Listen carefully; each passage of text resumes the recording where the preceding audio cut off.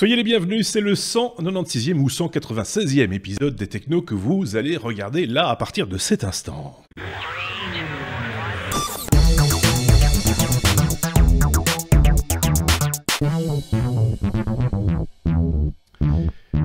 Les Technos, le podcast technologique et web qui ne vous demande toujours pas d'argent. Ça commence à être rare dans le milieu. C'est pour ça que je le précise. On se démarque un tout petit peu. Un des rares podcasts technologiques aussi qui n'est pas à Las Vegas. Donc voilà. Donc nous ne sommes vraiment absolument pas sponsorisés. Et il y a peut-être un lien entre les deux. Et peut-être qu'il y a un lien entre les deux. Vous avez reconnu la voix évidemment de Sébastien, le voyageur. On va l'appeler comme ça désormais, celui qui n'a pas de cheveux. Et puis de l'autre côté, Bruno qui n'a pas de cheveux non plus, ceci étant dit. Hein. Ce sont mes mignons. Ce sont mes mignons. L'un est en Suisse, l'autre est au Luxembourg. Oui, qu'est-ce que vous voulez? On a des chroniqueurs qu'on mérite. Ceci dit, je les paye pas, donc... Il faut bien qu'ils compensent d'une manière ou d'une autre. C'est un peu ça l'idée. Donc voilà, vous l'avez compris, on n'est pas au CES de Las Vegas. Ça ne va pas nous empêcher d'en parler. Hein, mes petits camarades seront d'accord avec moi. Parce qu'on a des opinions à partager. Parce que, évidemment, les journalistes font leur boulot. Ils communiquent sur ce qu'ils voient sur cette grand-messe technologique à Las Vegas. Et on peut en tirer certaines conclusions. On peut en tirer certaines opinions. On voit aussi ce qui, autour de nous, bouge. Qui dit quoi, sur quoi et avec quelle opinion, etc. Donc, oui, on peut aussi en parler sans être sur place. Je dirais même qu'avec le petit décalage qu'on a, hein, le nez pas collé au tableau, on a peut-être une vision un peu plus globale de l'événement. Je ne sais pas ce que vous en pensez en préliminaire, on va dire, à cet épisode. Je ne sais pas ce que vous en pensez l'un ou l'autre. Cette distance peut être des fois salutaire aussi, non ? Ben on a la vision des gens qui lisent les news finalement, qui n'y sont pas non plus, mais avec effectivement le petit truc en plus qu'on est passionné par ça, on suit l'actualité très régulièrement et que donc on peut effectivement remettre tout ça dans le contexte. Oui, c'est vrai qu'on peut aussi, on a le temps nous, par rapport à ceux qui sont sur place et qui sont très occupés à faire des kilomètres et des kilomètres de couloirs dans cette grand-messe, comme je le disais, technologique, c'est que on peut prendre le temps de croiser l'information, de voir s'il n'y a pas déjà un truc qui existait, etc. Alors que quand on est sur place, je le sais parce que j'ai des collègues qui y ont été, on n'a pas toujours le temps de croiser l'information, de dire tiens, c'est vraiment nouveau, est-ce qu'on l'avait pas déjà vu l'année passée? On n'a pas le temps de vérifier ou quoi que ce soit, on est dans le flux et c'est voilà, alors qu'on a vu des choses. Hein. Et juste le temps d'attendre d'en parler, parce que comme ils sont tous en concurrence, tous ces blogs et tous ces sites de news, c'est à celui qui sortira le scoop, l'annonce en premier, et qui raflera la plus grosse partie de la fréquentation. Donc forcément, ils n'ont pas de recul et ils en parlent et souvent ils ressassent du coup le charabia marketing que leur ont servi les fabricants, quoi. C'est le risque, hein, effectivement. Bruno, je pense que tu allais nous dire la même chose. C'était exactement ma remarque, c'est effectivement qu'ils vont être blasés ou bluffés par la présentation marketing qu'ils ont devant eux, et ils vont un peu oublier leur esprit critique, ce qu'on va nous essayer d'avoir. Il y a des gens qui, après Las Vegas, chaque année, sortent des rapports, hein, avec justement, en laissant un petit peu la sauce redescendre, en prenant le temps d'écrire les choses, etc. Ça vaudra le coup d'en reparler peut-être dans les semaines qui viennent.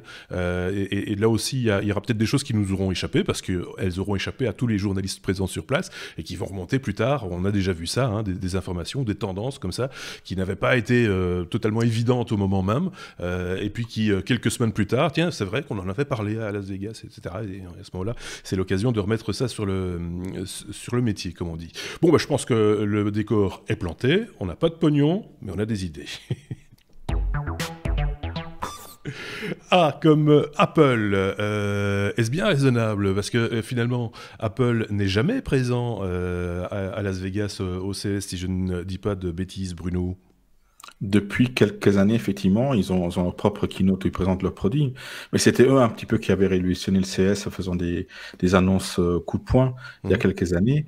Mais là, c'est pas vraiment Apple qui fait l'annonce de cette news, c'est plutôt Samsung finalement. Et c'est très très rare. C'est tellement rare de voir Apple et Samsung dans la même news que voilà, on était un petit peu interloqué par cette news-là, mais c'est Samsung qui a annoncé donc sur ses nouvelles télé connectées, il va y avoir intégration de deux technologies Apple directement, de l'AirPlay 2 donc la technologie qui permet de streamer des contenus de ces devices iOS sur n'importe quel appareil le permettant. Ici, ce sera donc la télé qui permettront de streamer des images, des vidéos et du son. Donc, vous pouvez streamer de l'Apple Music sur les nouvelles TV Samsung.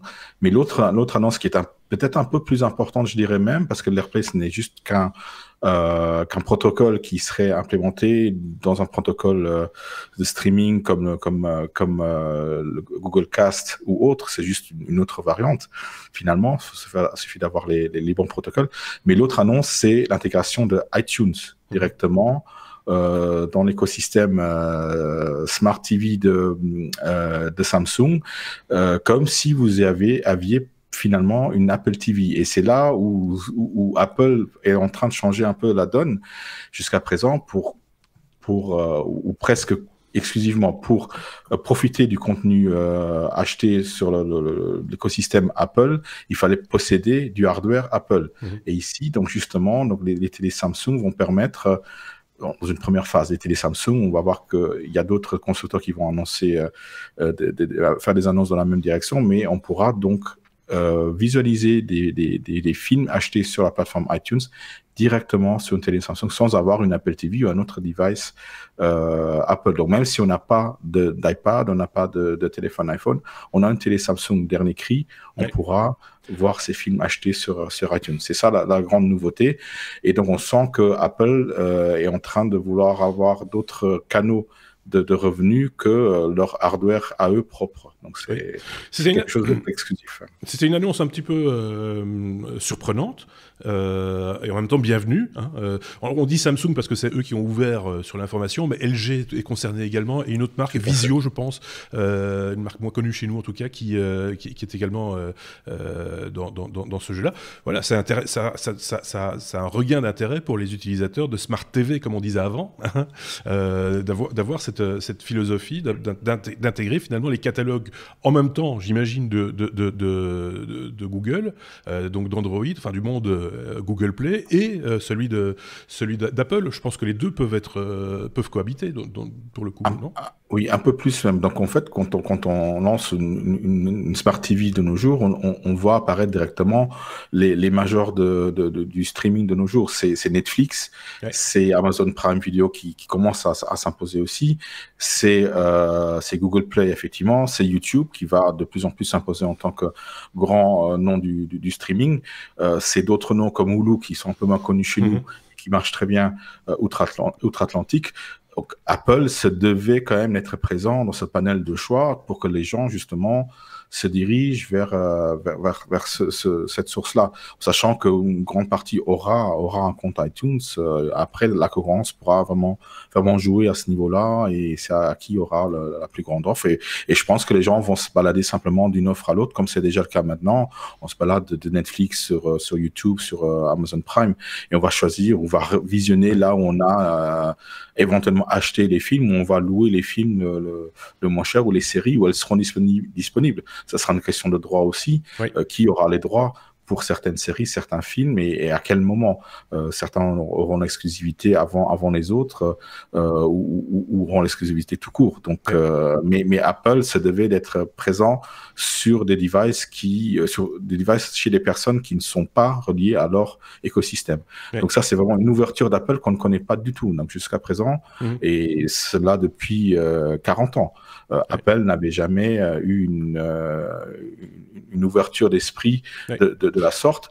Cela va de pair un petit peu avec les autres annonces qu'on a eues d'Apple dernièrement au niveau rappelez-vous, on avait parlé la semaine passée des chiffres annoncés financiers d'Apple en baisse, et ça va un petit peu de pair avec ça, parce qu'ils doivent à certains moments penser à avoir une source de revenus continue si leur source de revenus principale, qui est les iPhones, commence à baisser. Donc c'est sur tout le reste, sur les revenus iTunes et Apple Store, qu'ils vont devoir avoir une continuité importante. Alors il faudrait vérifier ce que je vais avancer, mais parce que j'ai plus l'info exactement en tête. Il me semblait que Apple avait discrètement ouvert l'API d'iTunes, et je me demande si c'est pas à Amazon, mais j'ai peur de dire une bêtise, pour là aussi offrir la possibilité d'avoir accès au catalogue via autre chose que leur device à eux. Donc on pourrait avoir accès par un Sonos par exemple au catalogue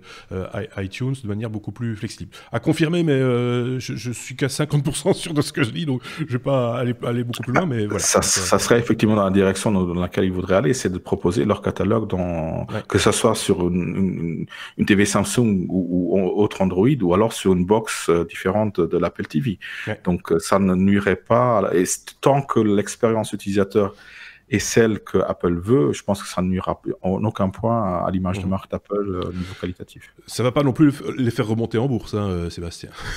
Ça, il en faudra un peu plus quand même.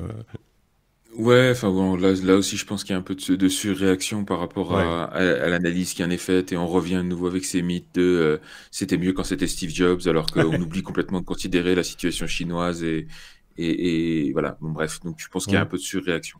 Par contre, moi, par rapport à cette news-là, moi, il y a deux choses qui ça m'inspire. C'est d'abord, j'espère que ça n'aura pas de conséquences. Enfin, que ça ne présage pas d'une nouvelle attitude par rapport à l'Apple TV. C'est-à-dire qu'ils utiliseraient ça comme une façon de continuer à vendre leur contenu tout en désinvestissant l'Apple TV, qui pour moi est un petit device absolument génial. Ouais. Et d'autre part, faut pas oublier les conséquences que ça va avoir sur nos opérateurs Internet chéris. Parce que mine de rien, tout ce qui est VOD, et notamment au niveau des films, ça représente un revenu stream non négligeable pour eux, puisque ça passe directement sur les factures, c'est un peu indolore, etc. Et jusqu'à présent, effectivement, comme on disait, on avait accès déjà à YouTube ou à Netflix sur la plupart des Smart TV, mais que ce soit YouTube ou Netflix, ils ne diffusaient pas vraiment des films grand public, blockbusters, etc., les trucs qui font vendre, alors que iTunes a ce catalogue. Oui. Et donc, finalement, le catalogue d'iTunes sur des télés Samsung ou d'autres marques grand public va rentrer en concurrence directe avec le catalogue VOD de Proximus, de Free et de tant d'autres. Ce qui explique aussi, et ça ne vous aura peut-être pas échappé, en tout cas là je m'adresse à nos éditeurs belges, de l'annonce de cette semaine de licencier sur 3 ans, une période de 3 ans, 1900 personnes chez Proximus, donc l'opérateur principal, hein, on va dire ça comme ça, en Belgique. L'opérateur historique. Ouais, pour en engager 1250, mais avec des profils différents, pour se restructurer et pour justement prévenir ce changement de paradigme que tu expliquais et qui va nécessiter aussi puis aussi la nécessité de toujours investir. Hein. Il y a le réseau 5G dans lequel il va falloir investir, etc. Donc ça a des coûts. Donc la gestion des coûts chez les opérateurs, que ce soit en Belgique, en France ou ailleurs, je pense, hein, dans les mois et les années qui viennent, ça risque d'être un petit peu particulier. Hein, soyons clairs. Et l'aspect VOD et ce qu'on vient d'expliquer ici avec Apple TV et autres, hein, c'est pas les seuls. Évidemment, c'est chaque fois des éléments qui se rajoutent au décor pour le bien, je serais tenté de dire, du consommateur. Hein. Exactement. Ce qui est plutôt pas mal. Ok, bon, je pense qu'on a fait le tour de cette question. La lettre A comme Apple, on l'a quand même eu cette semaine malgré le CES. C'est quand même pas mal. Beaucoup plus rare, la lettre I comme IKEA, qu'on a déjà eu dans les technos, soyons très clairs. On a déjà eu l'occasion de parler d'IKEA quand ils avaient commencé à faire de l'intégration des chargeurs à induction dans certains meubles. Je ne sais pas si vous vous rappelez de ça, c'était il y a quelques temps maintenant, c'était l'autre Sébastien qui avait relevé ça à l'époque. Et la tendance, de manière générale, d'ajouter, de faire entrer de la domotique de plus en plus dans les foyers. C'est de ça dont il s'agit. Hein. Tout à fait. Voilà. Tout est dit. Là, non. On va parler d'IKEA, effectivement. Et IKEA, il commence à avoir de plus en plus d'objets connectés. Effectivement, il y a tout ce qui est chargeur, c'est une chose. Ce n'est pas un objet connecté. Non, série. Mais on peut le mettre dans le registre domotique à un certain degré, vu l'intégration de l'appareil. Mais au-delà de ça. Tout à fait. Après, ils ont des ampoules connectées. Donc ça, c'est dans les mains. À France de visiter les meubles, ils ont des ampoules dans les mains. Ah oui, ça aussi, oui, effectivement. Mais ils ont aussi un deal avec Sonos, rappelons-le, qui est aussi un objet connecté. Et là, en fait, ils vont vraiment plus dans la domotique, comme tu le dis, en voulant lancer des stores connectés. Mais pas des stores super high-tech, mais d'une façon un peu plus intelligente, je dirais. Comme ils ont quand même beaucoup d'intelligence, ces Suédois. Oui, je vais insister un petit peu sur les nationalités des différentes sociétés présentes au CES, parce que vous allez voir, il y a quand même un facteur commun. Et donc, en fait, il s'agit de stores vénitiens. Vénitiens, voilà, qui sont censés rendre la pièce obscure, mais ils ont simplement intégré un petit moteur à la base, au haut du store, de l'enrouleur, et avec une batterie amovible et rechargeable, donc pas besoin de le connecter à une prise de courant. Avec cette batterie amovible et rechargeable, on va pouvoir alimenter ce petit moteur en électricité. Tout cela sera couplé avec un petit boîtier de commande qui, lui, sera couplé à éventuellement donc un gateway Ikea, le même qui sert pour les lampes, voire avec une app Ikea. Donc ça va permettre de contrôler soit manuellement les stores, donc c'est juste deux fonctions, hein, vers le haut et vers le bas, c'est aussi simple que ça, un store. Et oui, il y a rien d'autre. Et sinon, on pourra par la suite, donc via ces apps, via cette app-là, le connecter à des assistants vocaux comme Siri, comme Alexa, comme Google. Et ça va en faire vraiment des stores connectés. On va pouvoir par la voix dire plus de lumière dans cette pièce. Les commandes à distance aussi, on imagine, via des applications tierces, peut-être If Then That, etc. Oui, non If This and That, donc effectivement, du moment que la température augmente trop dans une pièce par un capteur quelconque, on va baisser les stores parce qu'il y aura trop de rayonnement solaire. Donc ça, c'est quand même une belle intégration. Et les stores vont être vendus, surtout, d'abord en Europe, c'est des news américaine. Donc ils se disent on va pas les avoir, ça sera européen d'abord. Et oui, ce sera européen d'abord. Oui, c'est nous. Et ça sera vendu entre 99 euros et 155 euros. Donc suivant probablement la taille du store. Moi, ça dépend de la largeur. Là, c'est le plus petit prix que tu nous donnes. C'est en fonction de la largeur, parce que la hauteur c'est toujours 1m95 si je ne dis pas de bêtises. Et c'est surtout sur la largeur que le prix joue. Et je pense que pour les plus larges, on monte à 159 euros. 155 euros, c'est ce qui est annoncé. Voilà. Et ils seront disponibles dans certains pays. En Allemagne, c'est déjà le cas. Voilà, mais ça sera plus largement disponible à partir du 2 février. Donc, ce qui est quand même quelque chose d'assez intéressant. Un prix intéressant parce que voilà, si vous vous intéressez pour l'automatique, tous les autres stores connectés sont quand même hors de prix. Sans faire la pub, parce que tu l'as dit, mais c'est vraiment important de le savoir, c'est que ce genre de truc-là, domotique, on se dit toujours, ça va être compliqué à installer, il va falloir tirer des câbles, machin, amener de l'alimentation. En général, il n'y a pas de prise près des fenêtres. C'est bien connu. Voilà. Donc là, l'idée de la batterie, c'est quand même pas totalement couillon. Maintenant, il faut voir combien de fois on va pouvoir ouvrir, fermer jusqu'à ce que la batterie ouvre. Thierry, pourquoi c'est dans le noir? Parce qu'il n'y a plus de batterie. Oui, c'est ça. Bon.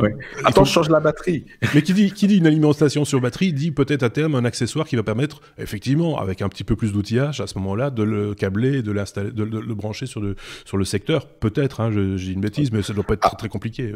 Non, après un moteur qui fait descendre le store ou le remonter, ça ne consomme pas beaucoup d'énergie. Donc effectivement, je pense que ça va tenir quelques semaines, voire quelques mois, si on l'utilise une fois par jour ou 2 fois par jour. C'est généralement ce qu'on fait avec les stores. Donc, en plus, oui, c'est ça, c'est des stores tout légers. On le répète, c'est des stores V6. C'est pas comme les gros volets qui s'abaissent devant. Là aussi, il y a moyen de les motoriser, etc. Mais là, c'est des moteurs beaucoup plus puissants parce qu'il faut les soulever aussi, ces stores. Donc là, c'est tout léger. Donc, et sur les deux modèles, petite précision esthétique, il y en a un plus translucide que l'autre, si je dis pas de bêtises. Après, on peut changer, on pourrait probablement même changer le voile, le tissu. Donc, mais souvent, ce que je relève de cette news, c'est vraiment qu'on essaye maintenant, au-delà de faire des objets connectés, de les faire de manière un peu différente et de réfléchir un petit peu à mais pour les gens, accessible aux gens, Voilà. C'est des trucs pas compliqués où il faut pas commencer à faire des grandes études ou faire appel à un spécialiste. On peut l'installer soi-même. J'ai regardé un peu la vidéo parce qu'elle est disponible si vous allez sur Ikea Allemagne. J'ai pas été voir sur Ikea France, tiens. Ils auraient peut-être dû, mais en En tout cas, il y a des vidéos qui circulent où ils expliquent comment se fait l'appairage entre le store et le petit boîtier. C'est d'une simplicité crasse. Donc c'est plutôt bien conçu, même l'installation. Enfin voilà, quand un produit est sympa, il faut le dire, et celui-là l'est. Maintenant, après, il faut voir évidemment la fiabilité du brol, du bidule, si vous permettez. C'est autre chose. Je vois un doigt levé, celui de Sébastien. Est-ce que on sait déjà si c'est compatible HomeKit? Ça sera compatible HomeKit, oui. Vu que ça sera connectable par le biais de la plateforme, de l'application, tout à fait. Et de la borne commune, puisque ça fonctionne un petit peu comme Philips, les ampoules Hue de Philips. Hein, il faut une station, un bridge. Un gateway. Comme la plupart des objets connectés. Ouais. Pas tous, il y a des lampes connectées qui l'ont pas, mais oui, c'est vrai. Et ce qui est intéressant avec ces mécanismes, évidemment, c'est de pouvoir combiner les fonctionnalités dans des scénarios. Dire, par exemple, joue un film, il vous allume la télé, vous allume le home cinéma, il baisse les stores, il baisse les lumières. Enfin voilà, vous mettez tout ça ensemble, c'est un bouton. La luminosité, pour en question d'être un peu discret, la luminosité extérieure diminue, on baisse les stores, on allume la lumière. Enfin, on peut imaginer toutes les combinaisons possibles. Et voilà, c'est ça qui est rigolo. Est-ce que c'est indispensable? Je ne le pense pas. Hein. Soyons clairs, ça va pas changer la face du monde. Mais c'est rigolo. Et c'est pas finalement, quand tu regardes le prix d'un store classique avec un truc où il faut tirer mécaniquement, c'est pas beaucoup plus cher. Hein. Il faut être, voilà, c'est pas non plus le bout du monde. Comme Ikea, donc les stores électriques, bonne idée. Étonnant d'attendre le CES pour le présenter, parce que Ikea a la force de communication nécessaire que pour pouvoir le balancer quand ils veulent. Hein. Finalement, c'est spécial aussi ça, non? Mais c'est des annonces coup de poing du CES qui sont relayées partout automatiquement. Et effectivement, les sociétés européennes sont très très présentes au CES et ont toujours été d'ailleurs. Hein, c'est historique. Beaucoup des Européens qui sont à la base d'idées novatrices. D'accord. Bon, écoutez, on passe à la suite. La lettre suivante. L comme LDLC. Oui, d'habitude, on ne parle pas de distributeurs dans les technos. Hein. On parle des marques, mais jamais des enseignes, ou très rarement, à moins qu'elles aient quelque chose de particulier à proposer, ce qui est le cas cette fois-ci, puisqu'LDLC fait renaître un bon vieux clavier dont on n'avait plus entendu parler, le fameux clavier configurable, mais vous allez voir de quelle manière. C'est qui? C'est Sébastien, je pense. Oui, tout à fait. Parce que ça, c'est quand même un truc... Les vieux de la vieille s'en rappellent encore de ce clavier auquel on a tous rêvé à un moment donné, hein, soyons clairs. Donc, un petit flashback, retournons en l'an de grâce 2007. Donc, c'était déjà il y a 11 ans, c'est-à-dire la préhistoire de notre temps, l'ère d'avant, et un studio russe, un studio de design russe qui s'appelait Art Lebedev, qui nous avait proposé un concept. À l'époque, c'était juste un concept. D'un clavier avec des petits écrans OLED dans chaque touche. Donc écran couleur, qui supportait des vidéos, enfin des animations jusqu'à 10 frames par seconde, je crois, et qui permettait donc de configurer un gros clavier. Alors c'était un gros machin bien lourd, hein, avec un gros câble derrière, mais toujours est-il que ça permettait de configurer effectivement son clavier à foison et même dynamiquement pendant son utilisation. Donc vous changez d'application, il peut vous changer la barre de raccourci, mettre d'autres trucs à la place. Et ce petit joujou, vu le succès tonitruant que ça avait eu dans la presse, il l'avait transformé de concept en produit commercial qui vendait quand même la modique somme de $2000. Donc évidemment, ça avait refroidi un petit peu certaines personnes, parce que bon, on se rend vite compte que quand on met, je sais plus, plus de 80 tout petits écrans dans des touches indépendantes, avec tout le câblage que ça implique derrière et la résistance nécessaire à tous les mouvements, etc., ben, c'est assez cher à produire et à mettre en place. Donc, ça n'avait pas eu finalement le succès commercial escompté, comme souvent avec les concepts de design comme ça. Ils avaient même essayé quelques années plus tard avec une version Optimus Popularis. Ça, c'était le Optimus Maximus. Et puis après, il y avait eu l'Optimus Popularis qui était un petit peu moins cher, mais toujours au-delà des $1000. Et donc, qui n'avait pas bien fonctionné. D'autres fabricants un petit peu plus connus leur avaient emboîté le pas à l'époque, comme Microsoft ou encore Razer, qui avaient essayé aussi de lancer des concepts similaires, mais qui finalement s'étaient un peu cassé les dents et avaient abandonné. Et on n'avait plus vraiment entendu parler de ces concepts-là depuis en gros 2011-2012. Avec une toute petite Et parenthèse, si je me permets depuis 1 an maintenant, peut-être un petit peu moins d'1 année, il y a un fabricant qui fabrique un petit clavier, mais c'est pas un clavier ouais, 109 touches classique, c'est un clavier avec 9 touches, je crois, ou 6 touches, je ne sais plus, avec le même concept, etc. Et ça, c'est fait pour certains youtubeurs ou les gens qui font des vidéos en live sur Twitch pour pouvoir lancer des actions dans l'image en vidéo, envoyer un tweet automatiquement et des choses comme ça. C'est super bien foutu. des jingles et tout. Ouais, pour balancer un jingle parce que c'est lié aux applications. C'est des raccourcis en fait. C'est assez simple dans sa conception, mais finalement dans la réalisation, c'est plutôt sympathique. Voilà, c'est juste la parenthèse. On aura peut-être l'occasion de reparler de ce device un jour ou l'autre. Je me demande si je vais pas m'en acheter un juste pour rigoler. Faut pouvoir pousser sur les boutons parce que voilà. Vous savez, j'ai toujours des problèmes avec les boutons. Moi, ils ont tous la même couleur. Je voudrais bien avoir des couleurs différentes. Voilà. Continuons-nous, on va faire une campagne collaborative pour Oui, c'est ça. financer le petit clavier de marque. Donc, je t'avais interrompu, Sébastien. Alors, juste encore une seconde parenthèse juste derrière, et puis après je te laisse continuer sur ton sujet, mais il me semblait que c'était plus vieux que ça, moi. 2007, je trouve ça... J'étais persuadé que c'était plus proche de l'année 2000 que de l'année 2010. Je sais pas pourquoi. C'est bizarre. Mais souviens-toi, peut-être l'iPhone n'était pas encore sorti, Facebook vrai. avait encore moins d'1 million d'utilisateurs. Enfin, Ouais, c'était un autre temps. Oui, oui. Parce qu'en plus, je pense que je l'ai chroniqué en radio à l'époque, et enfin, je le voyais plus vieux. Enfin, soit, passons. Mais en tout cas, c'est les dates que j'ai retrouvées. Hein. Bah écoute, voilà. Non, je te fais entièrement confiance, mais c'est peut-être parce que je vieillis moins vite que je ne le pense. C'est peut-être ça. C'est le truc. Et donc, LDLC, le distributeur bien connu, a récupéré un des plus gros maintenant, oui. A repris l'idée c'est ça, ce donc, concept. LDLC, donc un des plus gros distributeurs de matériel informatique et électronique justement en France, a créé une filiale. Alors apparemment, ils ont un petit département recherche et développement quand même qui travaille depuis quelques années. Et puis de temps en temps, ils sortent des petits produits sur le côté. Et là, ils ont profité du CES pour prendre leur petit stand officiel et sortir des nouveaux produits. Alors, le premier produit qui a fait beaucoup rire, c'était un sabre laser. Voilà, il y a un sabre laser LDLC au CES 2019, soit. Pourquoi pas, ouais. Ça, voilà, mais là, pour le coup, c'est ce fameux concept de clavier configurable qui ressort, avec une approche bien différente, et surtout une approche plus pragmatique. À savoir qu'ici, on ne parle plus du tout d'écran OLED, on parle d'écran e-ink, donc le fameux e-paper que vous retrouvez dans vos liseuses, ce qui a le gros avantage de ne consommer beaucoup moins d'énergie, donc de ne pas nécessiter un câblage pour l'alimentation, etc. D'être plus portable aussi, quand bien même on n'a plus la couleur des écrans OLED, ni même la fréquence de rafraîchissement qui permettrait de mettre des animations. En même temps, pour un clavier, est-ce vraiment nécessaire? Donc c'est là où je dis qu'ils ont été assez pragmatiques sur le design du machin.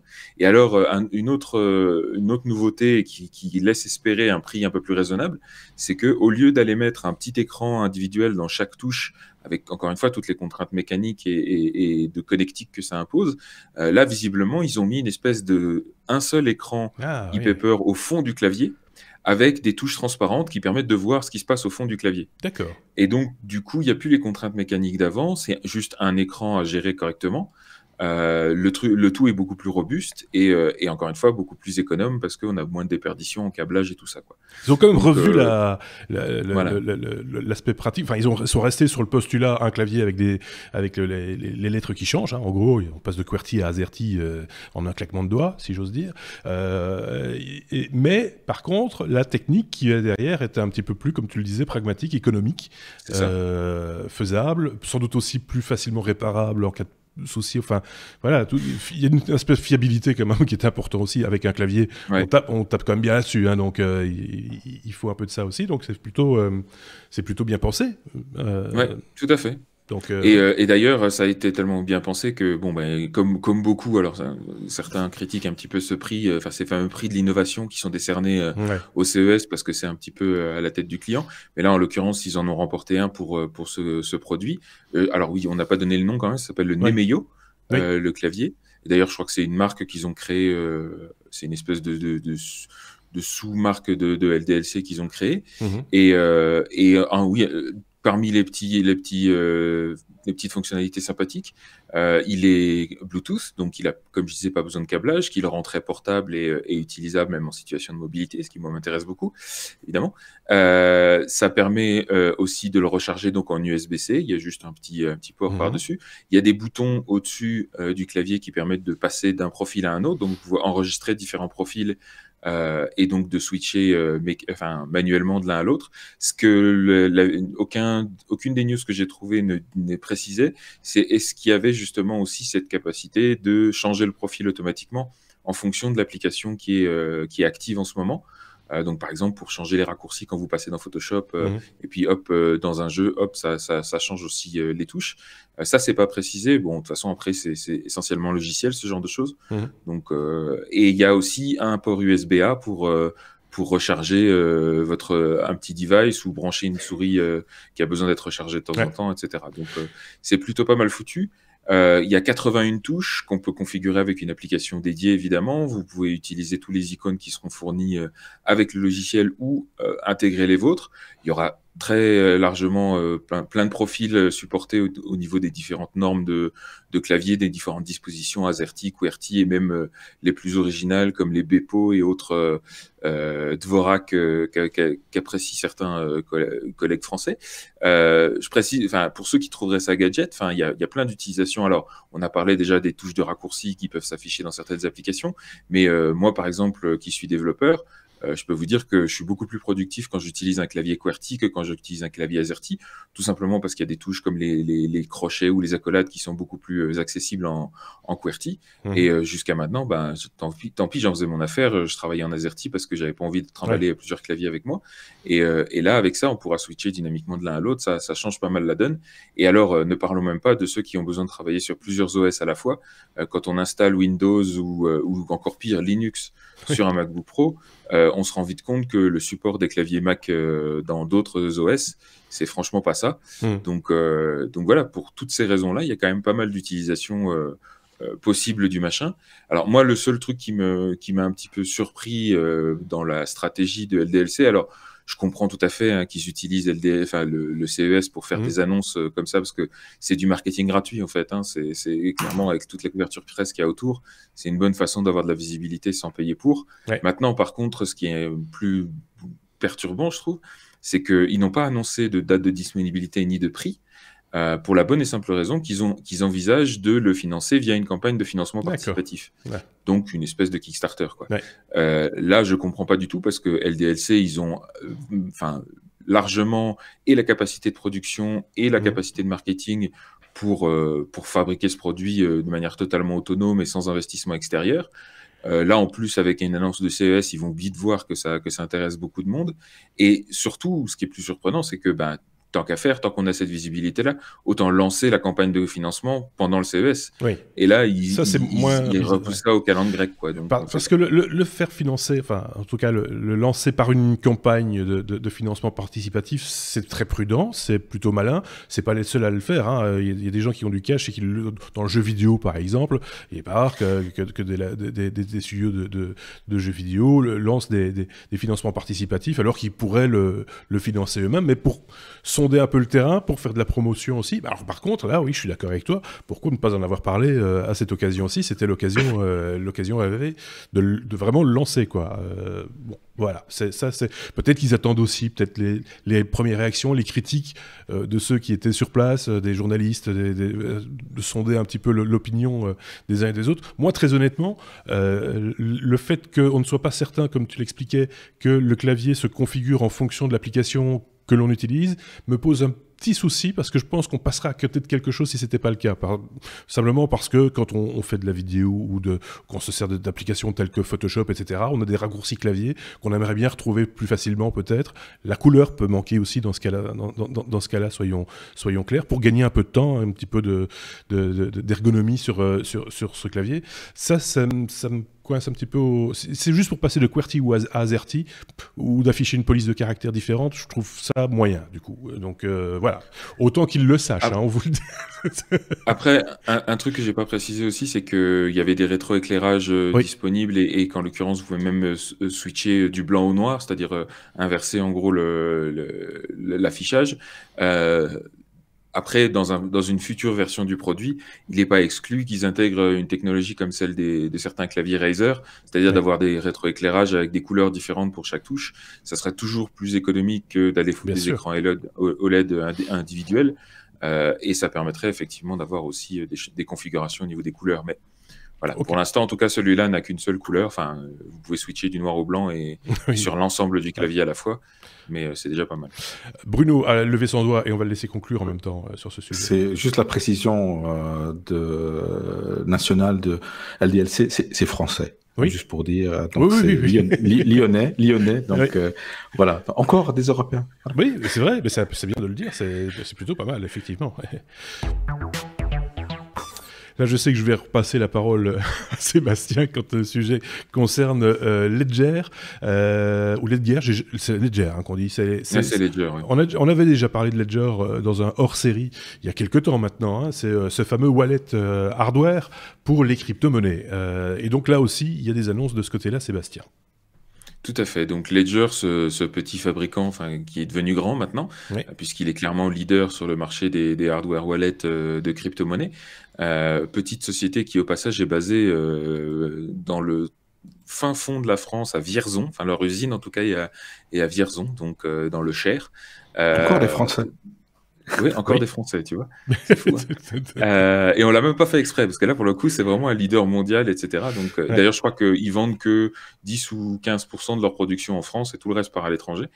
Donc une belle réussite. Et effectivement, ils étaient déjà connus pour le Ledger Nano S, dont on avait déjà parlé dans des épisodes précédents. Vous vous souvenez, c'est cette petite clé USB qui, en gros, alors le principe d'un wallet hardware, on le rappelle, c'est quand vous avez des crypto-monnaies en grande quantité, plutôt que de les laisser sur votre ordinateur qui est connecté à Internet, qui peut potentiellement être vérolé et donc faire fuiter vos clés privées et donc risquer de vous faire piquer vos crypto-monnaies. L'idée d'utiliser un hardware wallet, c'est que vos clés privées sont emprisonnées matériellement dans le hardware wallet et vous permettent de signer vos transactions sans jamais révéler vos clés. Donc, vous pouvez même connecter un hardware wallet à un PC plein de virus dans tous les sens. Vous ne risquerez rien et vos crypto-monnaies seront safe. Donc, c'est un peu ça le concept, sauf que jusqu'à maintenant, effectivement, tous ces hardware wallets, que ce soit le Ledger Nano S de Ledger ou des devices comme le Trésor, par exemple, vous imposez de de le connecter à l'ordinateur, déjà, pour commencer. Ça ne marchait qu'avec un ordinateur, et ça nécessitait un câble USB, et donc il fallait se balader, même si le device était tout petit, il pouvait se mettre sur un porte-clés, il fallait toujours penser à prendre son petit câble micro USB avec soi, pour pouvoir l'utiliser. Donc, ça rendait l'utilisation vraiment pas pratique. Enfin, moi-même, j'ai un Ledger Nano S et je le sors quasiment jamais à cause de ça, parce que j'ai pas mon câble USB avec moi, etc. Donc, c'était vraiment un gros problème. Et évidemment, on pouvait pas l'utiliser sur mobile. Et là, le Ledger Nano X, il apporte ces deux grosses améliorations que tout le monde attendait un petit peu. C'est d'abord le support du Bluetooth qui va permettre de le connecter sans câble. Alors, vous allez me dire, oui, mais Bluetooth, c'est du sans fil, c'est des ondes radio, on peut peut-être les intercepter. Pas de problème, ils ont mis en place un système de chiffrage bout en bout, c'est-à-dire que le trafic qui quitte la clé est chiffré et puis il est déchiffré uniquement dans l'application fournie par Ledger. Donc même si quelqu'un arrive à intercepter des paquets au milieu, il ne peut pas en faire grand-chose parce que tout le trafic est chiffré de bout en bout. Et en plus, donc l'application Ledger Live qui existait déjà sur desktop, donc sur Mac, PC et compagnie, ils sont en train d'en développer une version mobile pour Android et pour iOS.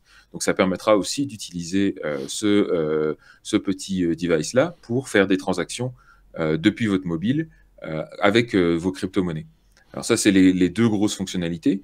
Il y en a une troisième qui va faire plaisir à ceux qui les utilisaient de manière un peu plus intensive, c'est que le Ledger Nano S avait une mémoire assez petite qui ne lui permettait de stocker qu'une dizaine, une quinzaine en étant généreux, de crypto-monnaies différentes, parmi tout un catalogue de plusieurs centaines, mais en tout cas, on pouvait n'en stocker que 10 ou 15 à la fois. Or, tout l'intérêt des crypto-monnaies, c'est d'avoir un portefeuille assez diversifié, et ce device-là va permettre d'en stocker, en théorie, jusqu'à une centaine.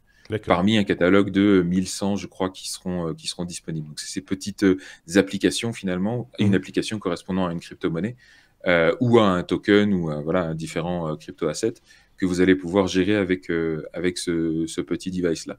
Donc, c'est plutôt bien fait. Ça a fait avancer encore l'utilisabilité du truc et donc l'accessibilité pour un public un peu plus large. Le prix est aussi surprenamment bas, j'aurais envie de dire, puisque le Ledger Nano S était vendu 100 € et celui-là n'est qu'à 120 €. On aurait pu attendre à beaucoup plus cher. Du coup, le Nano S va baisser de prix aussi. Donc, celui-là sera à 120, le Nano S sera plus qu'à 60.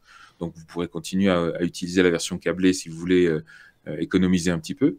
Et alors, autre petit changement aussi, malgré un design relativement semblable au Nano S, c'est que le petit câble USB qu'on pourra quand même brancher dessus, ne serait-ce que pour recharger la batterie, parce que qui dit Bluetooth dit batterie, et ben c'est de l'USB-C.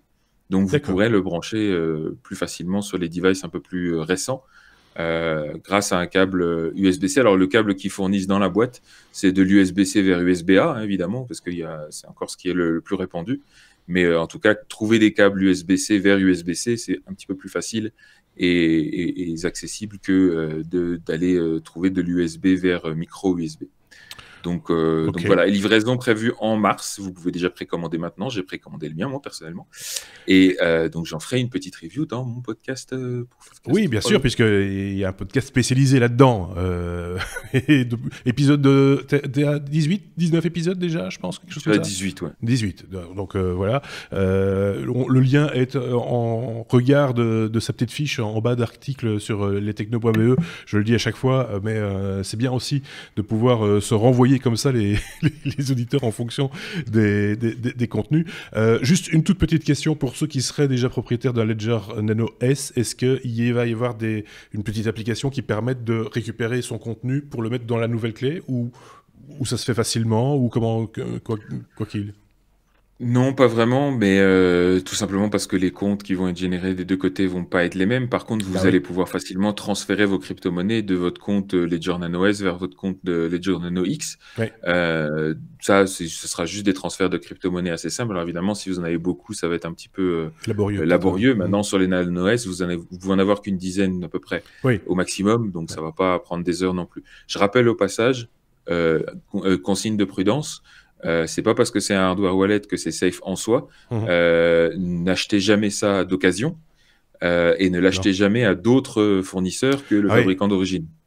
Tu fais bien de le dire parce que du coup, il va y avoir des Nano S en vente qui vont circuler, l'ancien modèle forcément, donc précaution tout de même. Bien n'achetez jamais un truc d'occasion comme ça parce que tout simplement, déjà, il peut avoir été trafiqué au niveau matériel et puis tout simplement, la personne qui l'a eu avant a la clé d'initialisation et donc peut accéder d'une manière ou d'une autre à vos crypto-monnaies après. Il y en a déjà qui se sont fait avoir avec ça, donc achetez-le uniquement chez le fabricant d'origine. Oui, c'est ça, et veillez à ce que la petite bandelette soit bien dessus, machin, etc. Enfin, tout ça est normalement bien emballé. Avec Xavier, il nous a bien montré ça, l'emballage est assez soigné, et celui qui s'amuserait à le remballer tout parfaitement, pour mon avis, c'est pas vraiment possible. Bref, voilà, encore un sujet abordé au CES, mais c'est pas le seul. Quelque chose me dit que cet épisode va être un peu plus long que d'habitude. Je dis ça. Elle comme livraison. Ah oui, ça j'avais vu, c'est rigolo comme tout. C'est la livraison de Continental. Donc c'est la marque de pneus, c'est ça? Je dis pas de bêtises. Qui a imaginé les livraisons du futur avec un concept un peu hybride, j'ai envie de dire. Oui, c'est une marque allemande. Voilà, juste pour vous dire. Oui, c'est le tour du monde avec Bruno. Voilà, Continental, ils font des applications dans l'automotive, donc dans le domaine automobile surtout. Ils font entre autres des pneus. Ils sont connus pour leurs pneus pour le grand public. Et là, ils viennent avec une solution, une idée, un concept de livraison de colis. Ils sont beaucoup liés aussi à tout ce qui est Amazon, DHL, qui sont très fortement implantés en Allemagne aussi. Donc leur idée, c'est en fait d'utiliser deux technologies qu'on a vues passer dans les technos. C'est d'une part les véhicules autonomes, les petits bus, les petits bus autonomes qu'on voit maintenant de plus en plus fleurir dans quelques villes européennes, entre autres, et les robots qui autonomes aussi, hein, qui sont censés livrer le colis à la personne finale. Donc eux ont une idée de combiner les deux et même d'aller un peu plus loin. Donc en fait, voilà, le bus, les petits bus vont transporter un ou plusieurs petits robots qui eux vont se charger d'apporter le colis dans les mains de la personne à qui de droit.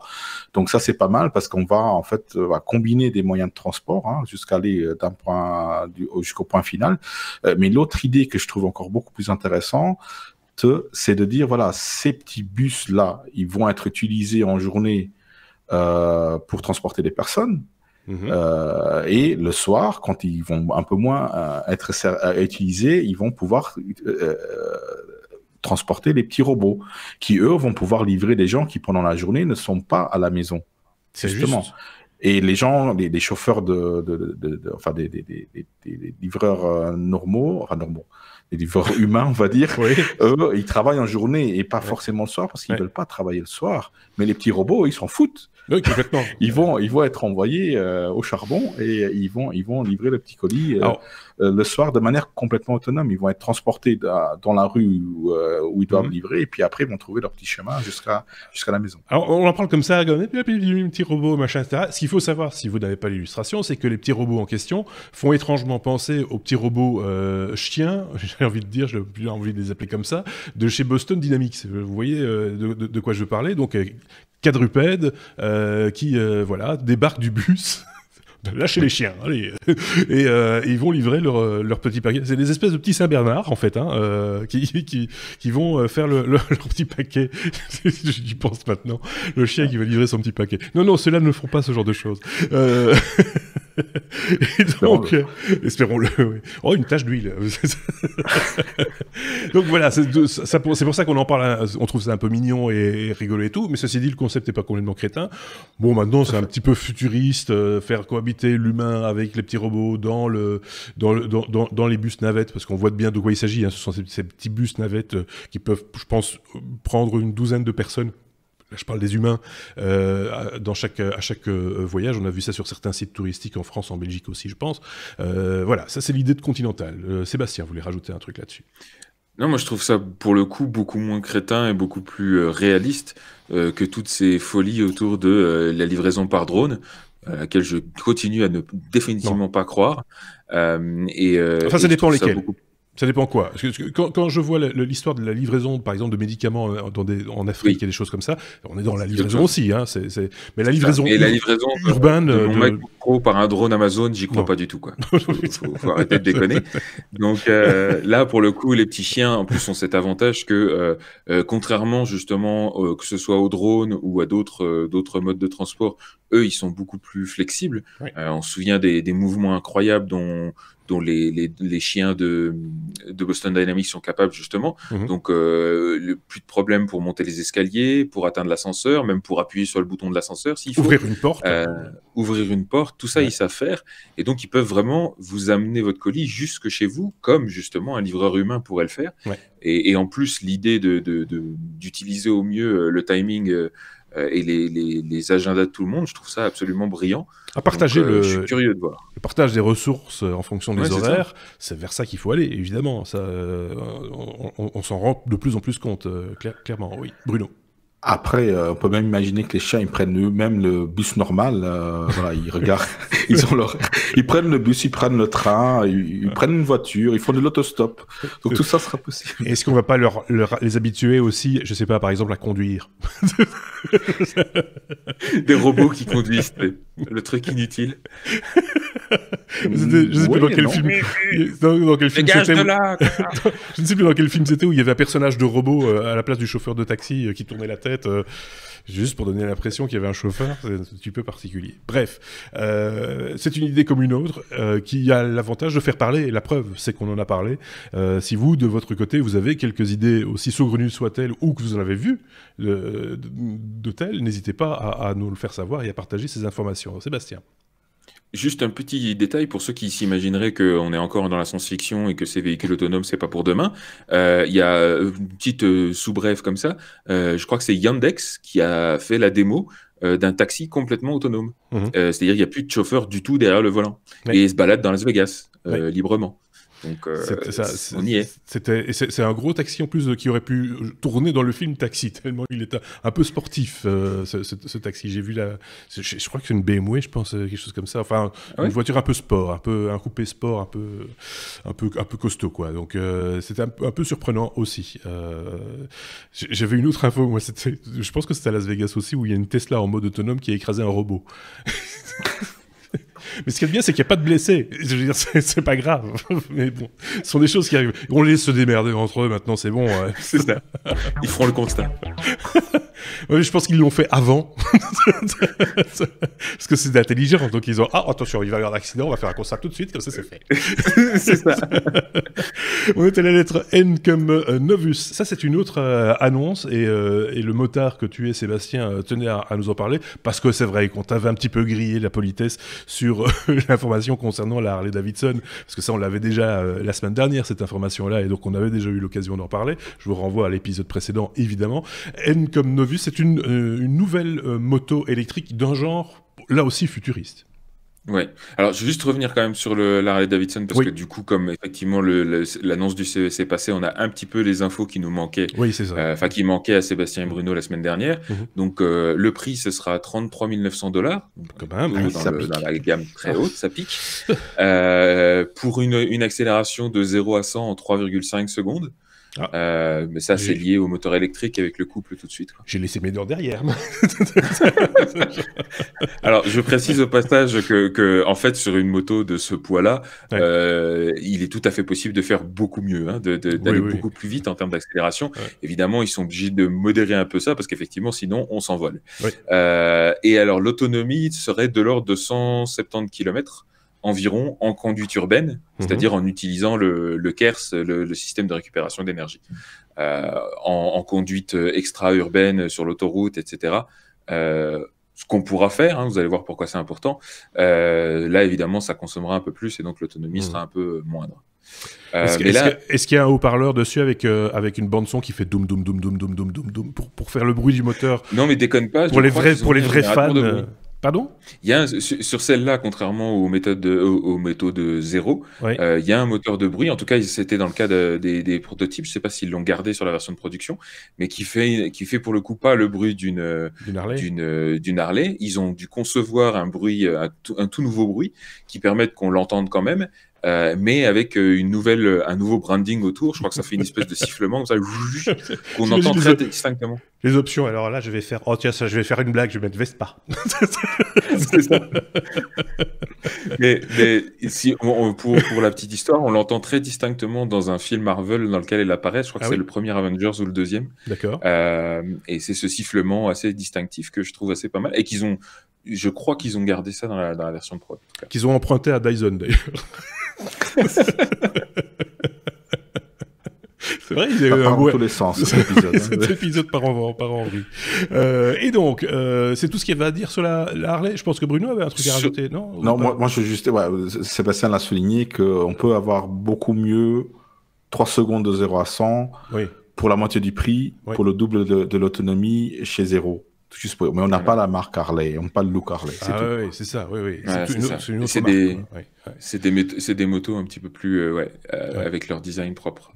Donc ici on parle de Harley pour faire le point là-dessus, mais effectivement à la base la news c'était surtout sur une nouvelle marque. Alors c'est pas vraiment une marque, on va dire c'est plutôt une start-up lancée par un couple par 2 designers allemands. La marque s'appelle Novus. Et ils ont présenté un nouveau concept. Alors là, pour le coup, c'est uniquement un concept, c'est un prototype. Il n'y a pas de date prévue allemand, effectivement.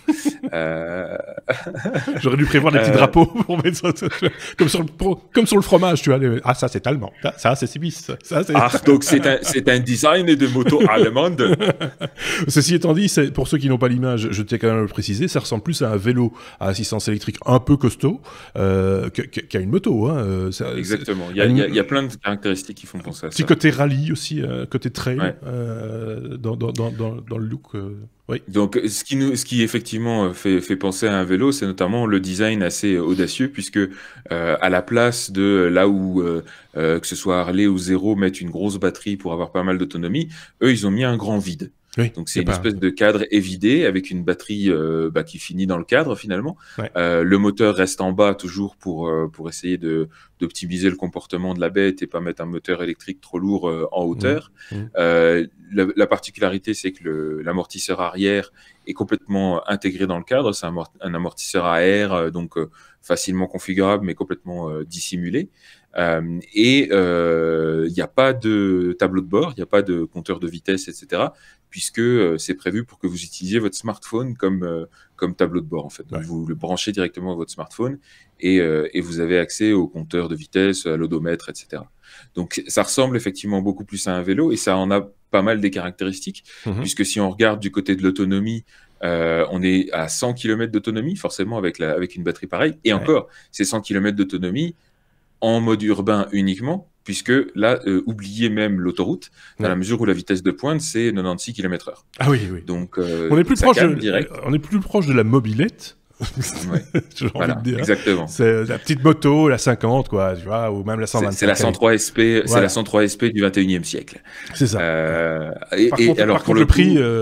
Non, le prix, c'est pas 103 SP. Là, on n'est plus du tout dans le même truc. Le prix, on est de l'ordre de $35,000 et encore, ça n'est qu'une estimation. Puisque là c'est uniquement un prototype. Ils estiment que s'ils veulent lancer une version commerciale, ils devront continuer à le fabriquer à la main et ça coûtera au minimum $35,000, sachant que c'est des designers qui disent ça. Les designers ils sont toujours un peu foufous comme ça, qui ne pensent pas forcément aux contraintes de fabrication. Donc, on est là aussi pour dire ce qu'on pense, hein, et donc je suis désolé, mais ils font un truc à 35 boules et ils te gavent pour les 600 € du smartphone. Tu vois, je suis désolé, tu fais une mobilette à 35 boules, tu mets l'écran dedans, quoi. Je veux dire, commence pas à chipoter, c'est un accessoire. En fait, c'est pas une mobilette, c'est un accessoire iPhone. Non, il faut arrêter, quoi. Ça, c'est vraiment du concept à la con, quoi. Je suis désolé, mais pas tout à fait d'accord. Non, mais je n'ai pas dit qu'il fallait être d'accord avec moi. Je provoque un peu. Voilà, tu provoques notre réaction, nous, étant fanatiques de se connecter. Non, mais il y a un gros problème, et quand tu regardes toutes les voitures qui ont des ordinateurs de bord qui sont intégrés forcément à l'habitacle, c'est l'évolutivité de ces devices-là. Ils sont généralement 3-4 ans en arrière sur ce qui se fait sur nos téléphones.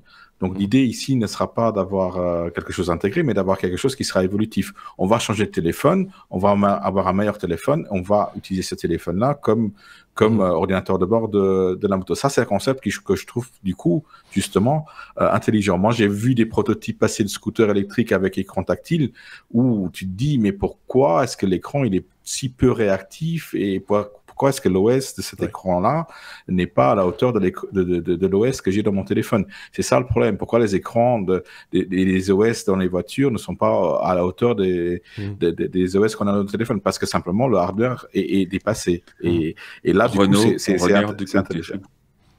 J'ai pas compris. Toutes les marques. Je dis Renault, on regarde de votre côté. Je crois qu'il y a pas pire dans le genre pourri comme entertainment system que les systèmes Renault, quoi. Je comprends tout à fait ton argument, hein, Bruno. Je suis d'accord avec toi. C'est clair que s'il y a un truc qui doit évoluer, c'est justement l'aspect tactile de l'écran, machin, etc. Ceci étant dit, à part, et on en reparlera à mon avis dans cet épisode, les écrans souples et des trucs comme ça, je vois pas très bien ce qui va pouvoir évoluer plus dans l'avenir par rapport à l'aspect pratique de l'écran. Si, quand même. Il y a un truc qui est assez génial quand on y pense, c'est que c'est pas juste pour afficher votre compteur de vitesse, c'est aussi pour avoir la navigation. N'importe quel motard a au minimum, en plus de son affichage de vitesse et tout ça, il a aussi un petit mount sur lequel il va mettre son smartphone de toute façon pour avoir la navigation, avec en plus la contrainte de devoir tirer un câble assez chiant à mettre avec le truc USB pour pouvoir alimenter son téléphone tout en roulant. Donc là, évidemment, c'est déjà intégré dedans et c'est pas plus mal. Ok, bon, c'est pas plus mal. J'entends les arguments, il n'y a pas de souci. Bruno. Autre petite précision par rapport à la vitesse. Moi, ça ne me choque pas du tout que l'engin ne fasse que 100 km/h. Et tu dis, c'est pas possible sur autoroute. Je suis pas d'accord parce que déjà, vu les évolutions en France, on va baisser la vitesse des autoroutes aussi à 100 km/h probablement, parce que les Français se gênent pas pour baisser la limitation de vitesse sur les nationales. Ça sauve des vies. ça peut sauver des vies. Et sur l'autoroute, déjà, un motard n'aime pas la vitesse sur l'autoroute, généralement. Hein. Un motard n'aime pas la vitesse sur l'autoroute, il n'aime pas l'autoroute pour ça. Avec tous les bouchons qu'on a de nos jours, c'est rare qu'on on s'en fout des bouchons en moto. Oui et non, il n'y a pas le lane splitting en Europe, hein, je suis désolé, c'est pas légal. Mais si. Pas partout. mais effectivement, il n'y a pas de problème à rouler à 100 km/h sur l'autoroute, même à 90. Je le fais, moi, avec des véhicules électriques, quand je dois rouler économe. Donc, la vitesse légale minimum sur autoroute, c'est que l'engin doit... Non, c'est pas du tout le cas. C'est 49 km/h. Sur autoroute en Belgique, ah non, la vitesse. Ça dépend des pays. Ça dépend des pays. Dans la plupart des pays européens. Pour la Belgique, c'est 70. Ça, je peux t'assurer. Sur autoroute, la vitesse la plus basse, c'est 70. En dessous, c'est en attraction. Au Luxembourg et en d'autres endroits, c'est 49 km/h. Évidemment, on vous demande pas de rouler à 70 km/h dans les embouteillages, hein, soyons clairs. Mais quand tout va bien, on ne peut pas rouler en dessous de cette vitesse-là. En tout cas, en Belgique. Je suis pas en France, je suis pas au Luxembourg. Moi, je suis pas à la carte du monde. Tant qu'on en est à parler des différences entre pays, rappelons au passage que le pays dont sont originaires les designers du machin, c'est-à-dire l'Allemagne, eux, ils ont pas de limitation de vitesse sur la plupart sur pas mal d'autoroutes. Donc là, les 100 km/h, ils vont vite être ric-rac. Voilà, et puis les autoroutes sont des billards chez eux, donc voilà. Deux arguments qui sont complètement faux. Si vous utilisez beaucoup les autoroutes allemandes, vous savez qu'il y a énormément de limitations et que les autoroutes ne sont pas en bon état non plus. J'ai arrêté de compter les points à je sais plus quand. On ne va pas s'en sortir. Ceci étant dit, voilà, pour conclure ce truc-là, elle a un petit côté sport, un petit côté, comme on disait, un petit peu, qui peut être sympatoche aussi. Ceci étant dit, c'est cher. Voilà. Un petit côté mangeage de moustiques aussi, c'est-à-dire que là on est vraiment sur une naked bike, donc il n'y a pas de carénage du tout, donc effectivement là au-delà des 100 km/h vous allez vous envoler de toute façon. Voilà, c'est ça. Mais par contre latéralement il n'y a pas de prise au vent. C'est le vélo des Bimerx. Bon, merci pour cette information, on passe à la suite. Ah bah tiens, pays comme pliable, et là il va y avoir de quoi faire, parce que les écrans incurvés, pliables, enroulables même, il y en a à ce CES 2019. C'est la tendance du moment. Enfin, j'ai l'impression que chaque année, en fait, la tendance, c'est un peu les écrans. Et alors ici, on est à une espèce d'aboutissement. c'est ça. Le CES a beaucoup été ces dernières années le théâtre de toutes les fantaisies en termes d'écrans, que ce soit des écrans de télé ou même des écrans 3D, informatiques. Voilà, donc on se souvient de ce fameux phénomène de la 3D qui est arrivé et reparti aussi vite qu'il est venu, puisqu'aujourd'hui ils en vendent plus du tout, ils cherchent même plus. Il y a eu aussi toute la folie des écrans incurvés, qui d'ailleurs restent d'actualité. Il y a encore des écrans incurvés qui sont présentés, on va en parler. Mais là, cette année, ce qui fait beaucoup parler, c'est la tendance des écrans flexibles à outrance, puisqu'on parle d'écrans pliables et on parle même d'écrans enroulables. En l'occurrence, c'est LG. Ici, qui nous présente enfin une version commerciale. Voilà. Pour ceux qui ont l'image. C'est comme le papy cul. C'est ça. En un peu plus classe et un peu plus cher. Puisque là, en l'occurrence, c'est la gamme signature de chez LG. Dont ils avaient présenté déjà des prototypes l'année dernière, mais là, ce coup-ci, on a un produit commercial qui se présente, le Signature Air, qui en fait est une espèce de combinaison entre une télé, un meuble de télé et une barre de son qui est intégrée aussi dans le meuble. Et la façon dont ça fonctionne, c'est tout simplement que votre télé, elle a une hauteur variable.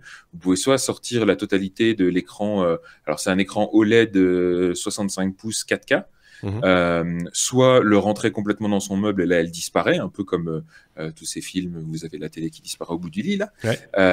Et à ce moment-là vous pouvez quand même utiliser la partie enceinte, la barre de son. Et sinon il y a aussi un troisième mode dans lequel vous avez seulement un quart de l'écran qui va sortir, et ça va être pour on va dire de l'affichage en tâche de fond, des cadres photos, une horloge, etc., qui permettent de garder un affichage au fond. Si je ne dis pas de bêtises, il y a encore un autre mode intermédiaire pour les films en letterbox, c'est-à-dire avec les bandes noires au-dessus et en dessous. Pour ne pas avoir les bandes noires parce qu'elles servent à rien, l'écran diminue de hauteur et donc tu n'as que la partie visible qui s'affiche du 25/9e ou les formes facteurs un peu bizarres, quoi. Ouais. C'est possible. Ça, j'ai pas vu ce mode-là, mais effectivement, ça serait intéressant. Et encore une fois, ça fait une télé assez flexible. Ce qui rejoint au passage aussi un autre concept qui a été aussi présenté au CES l'année dernière et qui a année, c'est le Wall de Samsung, qui sont des petits écrans, des petits carrés en fait de micro LED que vous pouvez mettre combinés à foison pour faire des écrans de différentes tailles. C'est ça. Donc là, c'est un peu le même objectif, même si le moyen est différent, puisque là, c'est un concept d'écran enroulable, encore une fois. Donc, l'écran OLED s'enroule sur lui-même dans le meuble.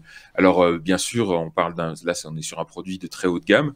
Ils n'ont pas annoncé de prix, mais on estime que c'est facilement au-delà des $10 000, surtout avec la barre de son intégrée et tout ce qui s'ensuit. Les technologies embarquées, c'est que du haut de gamme, encore une fois. Hein, c'est les dernières normes HDMI, c'est du Dolby Vision, c'est compatibilité AirPlay 2, tiens, encore une fois. Ouais. Mais aussi HomeKit, Google Home, Alexa, tout ça est embarqué.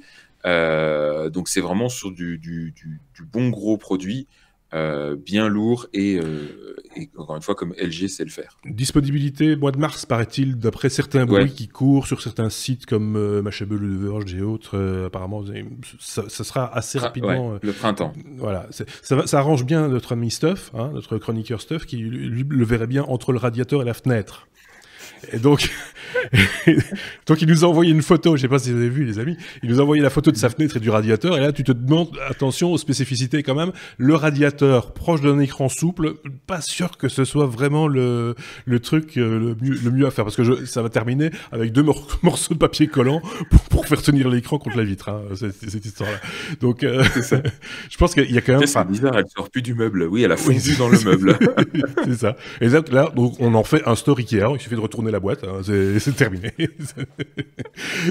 donc voilà. C'est pas donné, mais en même temps, ça va, c'est pas pour n'importe quel intérieur non plus, hein, soyons clairs. Voilà, on est encore une fois sur du produit haut de gamme, et je pense que c'est une démonstration technologique de cette idée de ce concept d'écran enroulable qui va ensuite pouvoir, si ça fonctionne, se décliner dans d'autres formats un petit peu plus abordables. Pour ceux qui se posent la question, apparemment, d'après ce que j'ai lu, 50 000 enroulages, désenroulages. Au-delà, il est plus garanti. Donc, 50 000 fois ouvrir, fermer, avant qu'il commence à se fissurer, sans doute, ou que sais-je, ou faire des plis. Non, mais effectivement, c'est souvent une contrainte. On va en parler après avec. C'est une contrainte mécanique, hein, une fois de plus. Oui, tout à fait. Voilà. C'est marrant, on rajoute de la mécanique là où il n'y en avait plus. Et donc, c'est juste parfait pour en vendre beaucoup. C'est bien.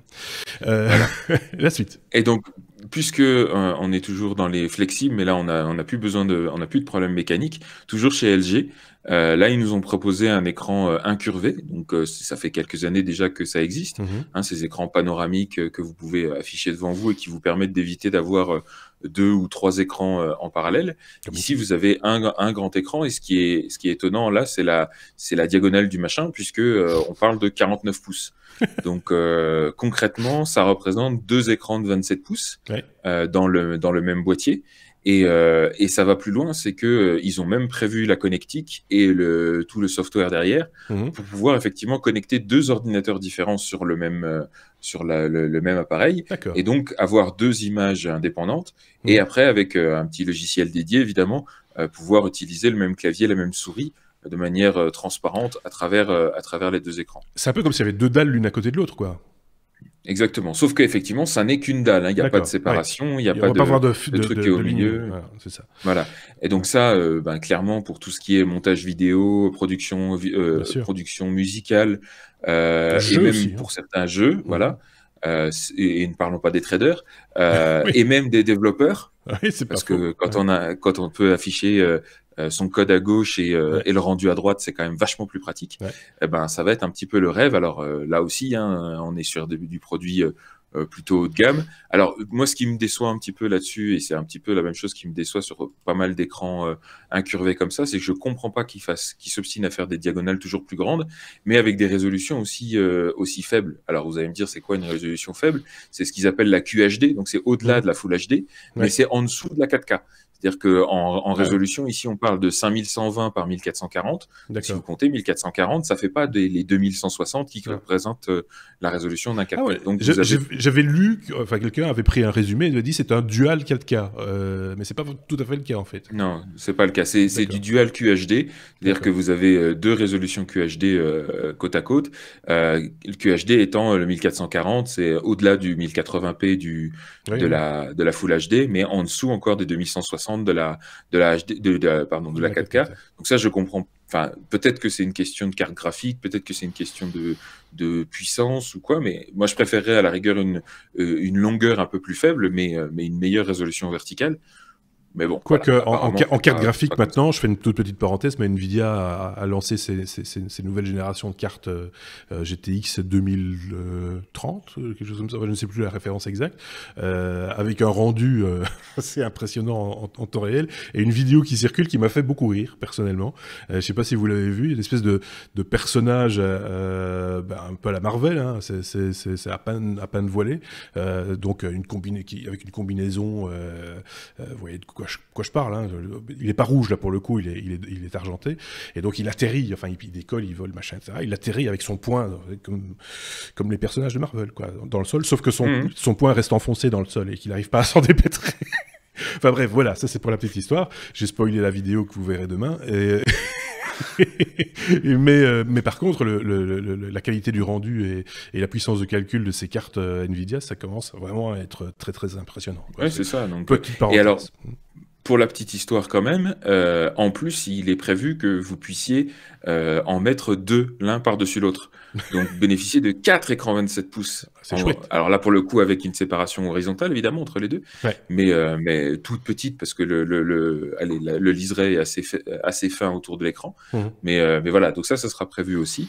Là aussi, il faudra des grosses cartes graphiques là derrière, évidemment. Et puis, alors, au niveau des prix, on n'a toujours pas d'infos, ni au niveau de la disponibilité d'ailleurs. Donc, on ne sait pas exactement combien ça va coûter. On va très certainement être au-delà je crois que c'est les écrans les plus chers avec des diagonales, enfin, avec des écrans incurvés comme ça, on est au-delà des 2000 €. Donc, on va très certainement être au-delà de ça. Toute petite précision pour ceux qui nous écoutent, on enregistre cet épisode le jeudi 10 janvier. Il est précisément 20h53. À cette heure-ci, nous n'avons pas l'information, donc ça viendra certainement. Parce que on a déjà eu le coup de gens qui venaient commenter des vidéos qu'on avait publiées il y a plus de 3 ans et qui nous disaient « Mais vous êtes bêtes ou quoi ? Ça existe depuis 3 ans ce truc. » Bah oui, mais vous n'étiez pas pressé. Désolé, on n'a pas réenregistré la vidéo. Oui, c'est ça. Donc je préfère préciser. Je me doute que la plupart d'entre vous avaient bien compris, mais bon, voilà, je voulais quand même préciser. On n'a pas parlé encore t'as parlé des enroulables, des incurvés, et le fameux smartphone pliable. Voilà, donc ça c'est un petit peu le dernier gros fantasme à partir du moment où on parle d'écran souple. C'est le fameux et si j'arrivais à transformer mon smartphone en tablette et inversement. Et là pour le coup c'est pas LG, c'est une marque beaucoup moins connue qui a sorti ce device-là. C'est une marque qui s'appelle Royol, visiblement une marque chinoise, qui a sorti un produit qui s'appelle FlexPy. Alors apparemment, il avait déjà été présenté encore une fois en prototype l'année dernière. On en avait parlé déjà en vente en Chine. On avait parlé dans un épisode, je ne sais plus qui en avait parlé dans l'équipe, mais on l'avait évoqué. On ne pouvait pas le toucher à l'époque. Il était sous une cloche de verre et on se demandait à quoi ce gros truc allait bien pouvoir servir parce que c'est un peu épais du coup. Et ben voilà, et là justement c'est ça qui change, c'est que cette année, alors, encore une fois, il est déjà vendu en Chine pour la modique somme de $1 300. Ah ouais. Et là, ce qui a changé, c'est que maintenant il y a plein de journalistes et notamment de journalistes non chinois qui ont pu leur mettre leur main dessus et le tester concrètement à ce CES. Et le moins qu'on puisse dire, c'est qu'ils n'ont pas vraiment été impressionnés par le machin. C'est-à-dire que beaucoup se plaignent d'abord du fait que mécaniquement le truc est pas bien conçu du tout. Il y a souvent, quand vous le pliez, que vous le dépliez, il y a souvent des petites fripures qui apparaissent sur le bord de l'écran, donc c'est pas du tout bien foutu. En plus de ça, le logiciel a pas l'air d'être particulièrement au courant que le machin est pliable. Quand vous le pliez et le dépliez, il est complètement paumé, il sait plus où mettre les icônes. Apparemment, je crois que c'est un Android avec une surcouche, hein, si mes souvenirs sont bons. Oui, c'est ça. Oui. Et alors, en plus de ça, le logiciel est d'une lenteur, enfin tout le machin est d'une lenteur incroyable. Même prendre une photo, ça prend des plombes. Passer d'un mode à l'autre, ça prend des plombes. Lancer les applications, c'est incroyablement lent. Alors qu'il y a quand même dedans un petit Snapdragon 855 des familles, avec 6 Go de RAM, c'est pas non plus du matériel tout pourri. Mais il fait autre chose. Et visiblement, voilà, il fait autre chose. Je sais Bah, pas ce qu'il fait. Si, il mine des bitcoins. C'est ça, pour les petits Chinois. Pour les petits Chinois. Et alors, pour la petite histoire, en plus de ça, effectivement, le form factor est un gros problème, puisque l'écran ne se plie pas. Alors, il se plie vers l'extérieur du device, ce qui veut dire que quand il est plié, il reste un gros espace entre les deux parties du machin. Ouais, et donc, c'est excessivement épais. Donc, vos poches, elles vont intérêt à souffler. Hein. et puis, en plus de ça, même à tenir en main, apparemment, c'est particulièrement désagréable et pas super utilisable parce que forcément l'écran il est dans votre main, donc vous allez appuyer dessus en même temps. Oui, forcément. Il me fait penser au vieux porte-monnaie de ma grand-mère, vous voyez. Voilà, c'est un peu ça l'idée, sauf que l'écran est à l'extérieur, donc vous touchez sur les boutons, donc tu m'étonnes que Snapdragon il en peut plus. Il a des doigts partout. C'est ça, il sait plus où donner de la tête. Voilà, c'est ça. Où je la mets l'icône, je suis dans la paume de sa main là. Donc non, très honnêtement, moi j'y crois pas. Non, c'est clair. Et alors, en tout cas, c'est en tout cas une première démonstration technologique. La technologie est intéressante en soi. L'interprétation qui en est faite, l'implémentation est carrément décevante. En plus de ça, il y a les contraintes mécaniques dont on parlait tout à l'heure. Donc là, il parle d'un support jusqu'à 200 000 pliures, ce qui correspond à peu près à 110 pliures par jour pendant 5 ans. Ouais. On n'est pas sur le même problème que notre store de chez Ikea de tout à l'heure. Hein. Là, pour le coup, le plier et le déplier, vous allez le faire souvent. Hein. Oui. Donc, c'est un peu, allez, c'est plus un gimmick qu'autre chose, un gros gadget un peu ridicule. Maintenant, à voir, est-ce que cette technologie de l'écran pliable sera vraiment intéressante, surtout sur des devices aussi petits. Pour l'instant, je suis pas convaincu et c'est pas ce device-là qui va me faire changer d'avis. Moi, depuis qu'on en parle du smartphone ou de la tablette pliable, chaque fois, je pose la même question et personne ne sait me répondre. Hein, et je n'attends pas vraiment de réponse, soyons clairs. C'est à quoi ça sert ? C'est à la rigueur que ça se ferme, tu vois, comme un livre. On pourrait imaginer une liseuse comme ça, tu vois, qu'on ouvre comme un livre avec une partie des informations à droite, une partie des informations à gauche. Et je pense que ça, on pourrait le faire encore très facilement. Pas besoin d'avoir un écran pliant. 2 écrans peuvent faire l'affaire. Mais on l'a pas fait. Si on l'a pas encore fait, c'est qu'il y a peut-être une raison. C'est peut-être qu'il n'y a pas d'intérêt. L'usage que j'y vois, moi, personnellement, c'est juste de pouvoir avoir un plus grand confort de visionnage quand vous voulez regarder des vidéos, etc., tout en ayant la praticité d'un device assez petit pour tenir dans votre poche. Ouais. C'est sûr que mon iPad, je le mets pas dans ma poche, et donc, du coup, ce que je fais, c'est que quand je prends l'avion, j'ai toujours et mon iPhone et mon iPad avec moi pour des utilisations différentes. Donc, de pouvoir avoir tout ça dans un même device, ça pourrait être intéressant. Maintenant, personnellement, j'attends plus de voir, typiquement, les écrans enroulables de LG, là, j'attendrai de voir si on arrive à les enrouler encore plus petit, parce que ça pourrait être intéressant d'avoir un petit truc avec un système qui le tient tendu. Des pinces à linge ou tu vois un truc ou des baguettes, un truc simple quoi. un truc simple qui casse pas quoi. Bon, on va accélérer un petit peu parce que on est en train de faire l'épisode le plus long de l'année. Ceci étant dit, c'est toujours que le 2e épisode de l'année, hein. Soyons clairs. Allez, on va faire du pain. Perlapapin. On va parler d'un robot, parce que les robots savent tout faire, et savent donc faire aussi du pain, Bruno. Oui, c'est une société américaine qui lance le concept au CES, donc d'un robot, enfin c'est une grosse machine, une grosse armoire qui va faire le pain du début à la fin, donc mélanger les ingrédients, le faire fermenter, le pétrir et cuire le pain à la demande du client. Donc un peu le trancher, le tartiner, le manger. Non, pas ça. Non, pas ça. Donc, parce qu'en fait, l'idée n'est pas justement de faire un robot qui fait du pain, parce que ça c'est quelque chose qui existe, est faisable, ça existe, des machines à pain, voilà, mais c'est de faire tout en un et de pouvoir mettre ça dans des supermarchés, parce que un des gros problèmes aux États-Unis, c'est la fabrication du pain, parce que les distances sont un peu plus grandes que chez nous. Donc il y a le problème de livraison du pain frais déjà, et de manière économique et écologique de fabriquer le pain à l'endroit où il est acheté et sur la demande du client. Donc on va avoir un pain frais, mais de manière aussi économe et écologique, parce qu'on va pas avoir tout le transport justement ce pain-là. Donc cette machine-là prouve un petit peu ce concept-là. Elle pourra faire différents pains différents. Il suffit de changer le mélange, différentes formes de pain aussi. Là, c'est un ajustement des rouleaux qui vont pétrir le pain. Il pourra faire des baguettes, il pourra faire des pains carrés, etc. Donc c'est un robot qui... Regardez la vidéo, c'est quand même très intéressant à regarder parce qu'on voit vraiment le pain qui passe d'une étape à l'autre. Et ils annoncent que le pain qui peut faire jusqu'à 235 miches par jour. Donc je suppose que c'est bien. Voilà. Ouais. Après, ça va pas mettre au chômage tous les boulangers parce que c'est prévu pour un certain type de pain classique et pas pour les pains un peu plus spéciaux. Hein. Parce que tu disais, c'est intéressant de voir fonctionner la machine, etc. Moi, une fois, j'étais très jeune, mais j'ai été voir fonctionner un truc très bizarre. Ça s'appelle un boulanger et qui se lève super tôt le matin et tout. Et je l'ai regardé faire le pain, pétrir le pain, machin, etc. Faire son pain. Et cuire son pain, etc. Et j'ai toujours trouvé ça magique. Non, mais c'est vrai, ce côté nature, machin. Ouais. J'ai visité une boulangerie il y a 2 mois de ça, c'est vraiment magique, c'est vrai. Et donc, mais une vraie boulangerie, pas un truc industriel, quoi. Et donc, du coup, le faire par un robot, je trouve ça un peu dommage. Je peux comprendre tous les arguments qu'on entend actuellement, mais je trouve ça quand même un peu... s'il y a bien un boulot que je laisserais faire par l'être humain, c'est le pain. Oui, mais il y a un vrai manque de boulangers un peu partout parce que les gens, justement, ne peuvent pas avoir ces contraintes de temps parce qu'il faut se lever tôt pour faire sa pâte, etc. Donc, c'est un travail très difficile. Voilà. Ouais. Et ça va un peu permettre un peu de continuer à fabriquer du pain sans les êtres humains. Le pain classique. Hein, je pense qu'il y a mais je pense qu'il y a du boulot pour le boulanger qui a envie de se lever tôt et qui a envie de faire du bon pain. Il y a encore du boulot pour ce type d'artisan. Sébastien. Ah, je ne t'entends plus, Sébastien. J'ai perdu le son. Je ne sais pas ce qui s'est passé. C'est de ma faute. Je m'étais mis en mute. Ah ben oui.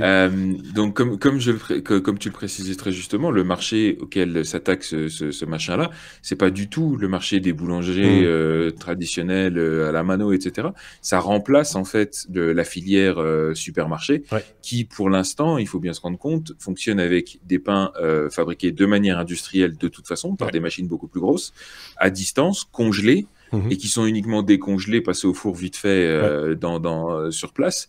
Donc c'est ce marché-là qu'on attaque. Donc au final, ça va améliorer la qualité du pain qui est déjà pas fabriqué par un boulanger, disons-le clairement. Donc et en même temps, ça remplace effectivement le robot Android qui va faire le pain comme le boulanger. Je rebondissais juste sur l'idée de c'est rigolo de voir fonctionner la machine. Oui, mais là, pour le coup, très honnêtement, et je veux pas jouer au vieux con, mais c'est un métier que moi je considère être un métier. C'est comme vigneron, quoi. Tu vois, c'est pas un genre de truc qu'on va donner une machine, parce qu'il faut des gens qui ont du goût, qui ont du sens. C'est pas le but, je pense. Ouais. Mais je pense qu'effectivement, quand on l'explique comme ça, je comprends aussi. Je suis pas complètement. J'ai l'air, mais je suis pas. Donc voilà. Ceci étant dit, puisqu'on parle de métier difficile, etc., je fais juste une petite parenthèse. On nous a quand même ressorti la machine à plier le linge cette année au CES. Oui. Je sais pas si vous l'avez vu. Elle plie toujours pas les jeans. C'est toujours que des t-shirts et toujours de la même manière et toujours des t-shirts, s'il vous plaît, toujours de la même taille. Commencez pas à faire des tailles différentes. Et tout ça dans la taille de 3 armoires. Oui, c'est ça. Donc, de nouveau, on vient. Enfin, là, je fais une grosse parenthèse par rapport au truc qui moi m'énerve avec le CES et qui remonte toujours dans les journaux parlés, dans les médias traditionnels, etc. Oh, regardez une machine une valise qui roule derrière son propriétaire. On l'avait déjà l'année passée au CES cette valise.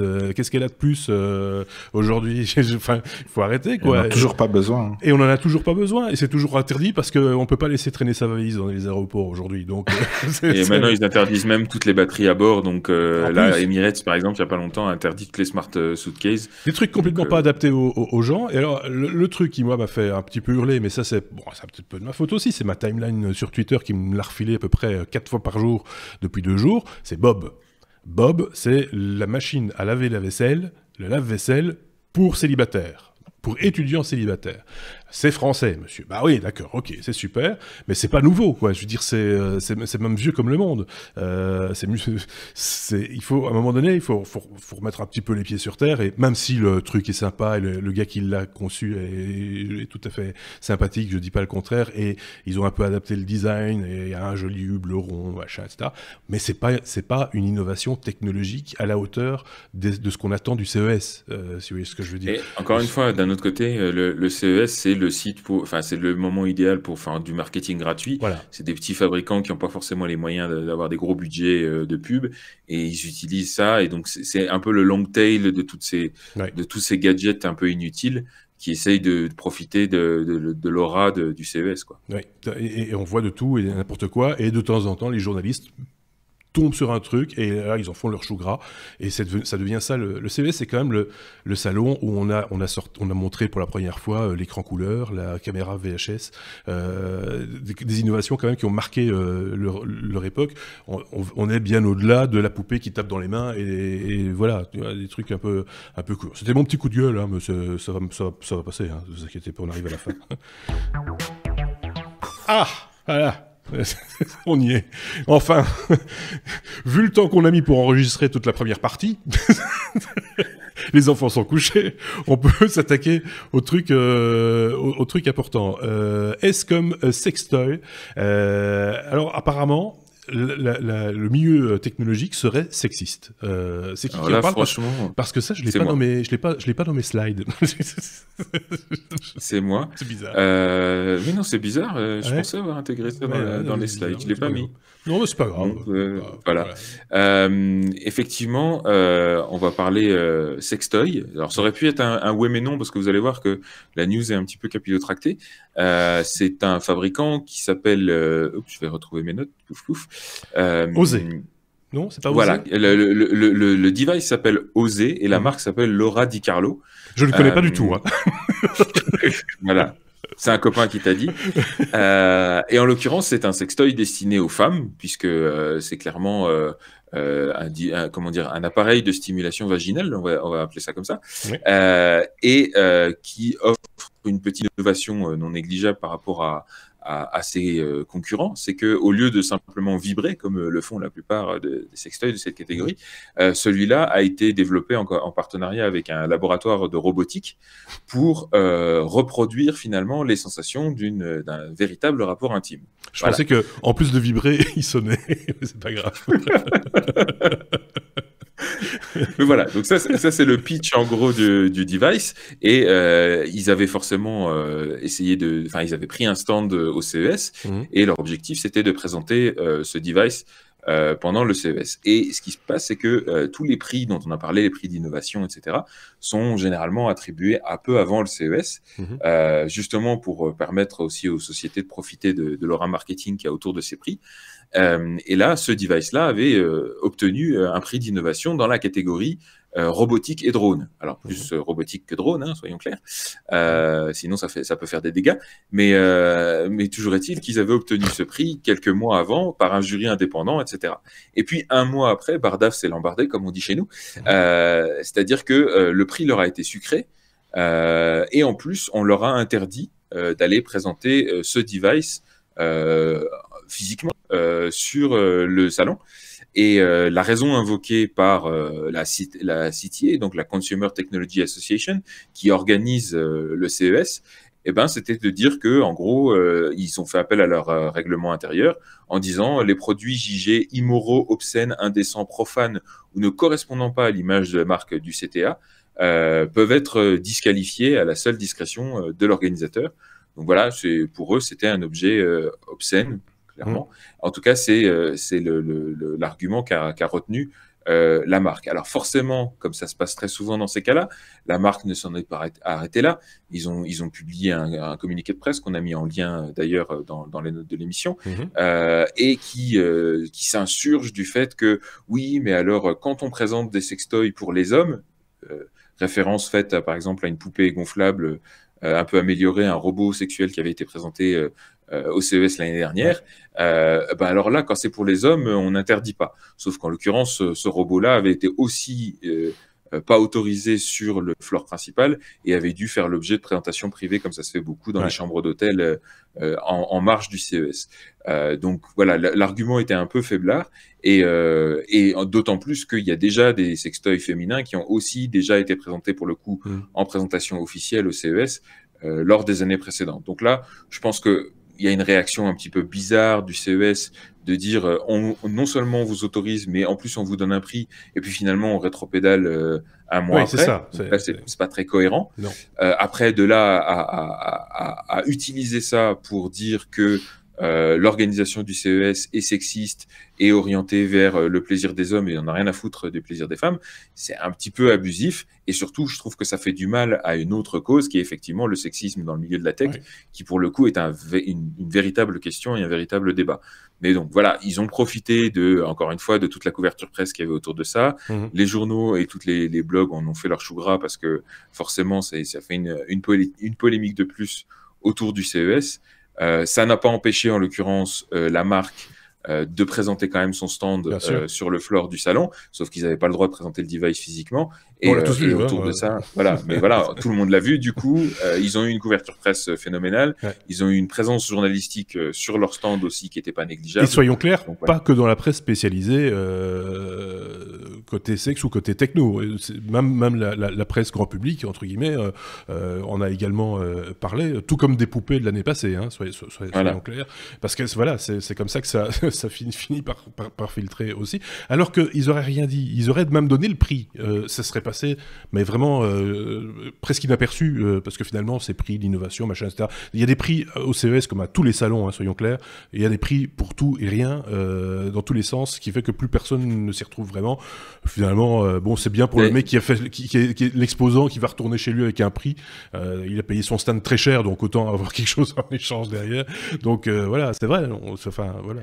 D'ailleurs, eux-mêmes s'y perdent un peu, hein, le CES, les organisateurs, puisque après tout le foin que ça a fait, ils ont dit que finalement, le problème n'était pas que c'était un truc obscène ou quoi aux caisses, mais simplement qu'il avait été mal catégorisé, c'est-à-dire qu'il ne rentrait pas vraiment dans la catégorie robot. Dans la catégorie robotique, et donc que le prix avait été associé à la mauvaise catégorie. Moi, je dis, c'est comme la moto. Il fallait le mettre dans la catégorie accessoires iPhone. Voilà, exactement. À côté des cases et des autres mounts. Oui, mais c'est vrai. Mais du coup, on se demande pour le coup, c'est quoi la catégorie dans laquelle on met les sextoys comme celui-là, parce qu'elle n'est pas prévue officiellement, celle-là, bizarrement. Moi, je ferais une catégorie sextoys. Surtout que c'est complètement hypocrite. Enfin, je veux dire, faut pas se leurrer. Évidemment que la technologie, elle est aussi profitable à ce secteur-là, qui n'est pas négligeable. Il n'y a pas de raison qu'on ait honte de ce genre de truc. Enfin, on a régulièrement parlé ici d'initiatives originales et technologiques, qu'elles soient d'un éditeur ou d'un autre. On ne se gêne pas pour le dire. Évidemment, on n'est pas obligé d'aller dans le même sens, mais ça fait partie du décor, entre guillemets, technologique. Oui. Bruno, et puis après, on va tout doucement avancer. Parce que... Non, juste les puritains aux États-Unis ne voient pas ça d'un bon œil, c'est tout. Puritanisme, c'est les États-Unis aussi. Ça, il fallait le préciser aussi, ça c'est vrai. C'est vrai. S, la lettre S comme Sonos, ça c'est les jouets de Bruno, hein. Ça, c'est avec Bruno déjà que nous avions parlé de la gamme Sonos il n'y a pas tellement longtemps dans un hors-série, et là on reparle de Sonos avec Alexa ou Google Assistant, mais il faudra choisir un des deux manifestement. Oui, Alexa est déjà intégré à deux devices Sonos. Ça marche très bien. J'utilise moi-même ici et ça marche vraiment très très bien. Là, il tarde un petit peu à sortir l'intégration de Google Assistant qui était prévue pour 2018. Là, ils l'ont présenté au CES. C'est pas encore tout de suite que ça va sortir parce qu'il y a des problèmes d'intégration. Ils le disent clairement. C'est pas aussi simple d'intégrer Google Assistant que d'intégrer Alexa apparemment. Donc ça, c'est suivant les API des deux sociétés. Mais après, effectivement, comme tu le dis, il faudra choisir. Donc au moment où Google Assistant sera disponible sur Sonos, il faudra choisir soit Google Assistant, soit Alexa. Et là, c'est Google, du coup, qui a mis un frein à ça parce qu'il a dit, nous, on veut une qualité d'utilisation, interface utilisateur à 100%. Donc, il faudra choisir l'un ou l'autre. On pourra tester les deux et puis après rester sur l'un. Pour l'instant, ma préférence va quand même toujours vers Alexa. Mais l'argument de Google est un peu justifiable parce qu'il a dit, imaginez, vous mettez un réveil sur l'un ou l'autre des assistants via l'un ou l'autre appareil. Allez-vous vous souvenir sur quand l'alarme va sonner sur votre Sonos, allez-vous vous souvenir sur quel assistant vous avez mis l'alarme? Donc vous dites Alexa, arrête-moi cette alarme, et c'est pas Alexa, elle dit mais non, c'est pas moi. Dis ça à l'autre. Dis ça à l'autre là qui cohabite avec moi dans la même pièce. Non. C'est vrai que c'est finalement, oui, il y a un aspect pratique. Alors c'est au-delà de l'aspect concurrentiel, hein, un aspect pratique qu'on peut entendre. Hein, deux assistants dans la même boîte, pas très cohérent. Il faut choisir son gars à un moment donné. À la rigueur, des assistants différents dans des pièces différentes, pourquoi pas. Mais là, c'est quand même un petit peu tiré.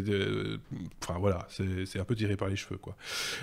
Ok, on choisira. Voilà, c'est juste cette petite news là qui Toi qui utilises les deux de manière un peu différente, mais tu choisirais quoi si Pour l'instant, Alexa. Clairement, après presque 6 mois d'utilisation des deux, je penche sur Alexa parce qu'il y a tout simplement plus d'intégration avec les objets que moi j'utilise. Donc, pas forcément. Et vu que c'est maintenant disponible sur mes Sonos, c'est vraiment du coup très très pratique de lancer la musique via Alexa. Par contre, je fais une toute petite parenthèse par rapport à Alexa. Je regardais justement sur le site d'Amazon France, parce qu'on n'a pas Amazon Belgique en Belgique, hein, pour l'instant en tout cas. Il y a très peu de devices Amazon Alexa livrables en Belgique, j'ai remarqué, à part le petit modèle, dont j'ai oublié le nom d'ailleurs, le Pod. Non, je sais plus. J'ai peur de dire une bêtise. C'est Echo, oui, c'est ça. Et alors, il y a l'Echo Dot et l'Echo Pod, ou celui qui a un écran, je ne sais plus comment il s'appelle. Bref. Et pour l'instant, en tout cas, c'est provisoire, j'imagine, mais c'est pas livrable en Belgique. Bizarre, non? En fait, Alexa n'est toujours pas disponible, officiellement, si je ne m'abuse, officiellement en Belgique ni au Luxembourg. Et il faut passer par des petits réglages au niveau de la provenance de l'achat pour pouvoir justement lancer Alexa sur Sonos par exemple. Mais c'est très simple à faire et du coup là c'est utilisable. Ça explique ce blocage géographique au niveau des livraisons d'Alexa. Est-ce que c'est pas aussi un blocage linguistique? Je me posais la question parce que Belgique, il y a quand même 2 langues nationales, enfin 3 en fait, mais 2 principales qui sont pas toujours évidentes à gérer. Le luxembourgeois, c'est pas non plus la langue la plus courue, hein, faut bien le reconnaître. Est-ce que ce serait pas ça aussi, hein, Sébastien? Rappelons au passage que typiquement l'Apple TV, par exemple, le Siri sur l'Apple TV n'est toujours pas activé en Belgique. Justement, en tout cas, c'est la raison invoquée par Apple, parce qu'il y a cette ambiguïté français-néerlandais. Et en plus de ça, il y a des problèmes d'accent. C'est-à-dire que ces machins-là, pour bien vous comprendre, ils sont assez sensibles quand même à l'accent. Il me semble me souvenir que même quand ils avaient dû supporter l'anglais britannique et l'anglais américain, c'était ça avait nécessité quand même un développement pas négligeable. Des réglages, Donc, bon, probablement qu'il y a aussi des obstacles à ce niveau-là. Et puis de toute façon, effectivement, un pays avec 2 langues, c'est déjà complètement alien pour les Américains. Oui, c'est ça. Moi, de toute façon, systématiquement que j'ouvre une page Google, j'ai la publicité en néerlandais. Voilà. C'est systématique. Ne serait-ce que ça. Voilà. Alors que j'ouvre avec mon compte. Hein. c'est quand même complètement fou. Enfin, on va arrêter de se plaindre, parce qu'en attendant, l'heure tourne, si vous voyez ce que je veux dire. Et on est à la lettre W, non pas comme oui mais non, parce que ça on en a fait un à la lettre S en quelque sorte. W comme Withings, qui dévoile les moves ECG et BPM Core. Alors, c'est parce que je suis fatigué et que je fais un peu l'innocent, mais qu'est-ce que c'est que ce vocabulaire que vous me sortez là? Faut arrêter tout de suite, quoi.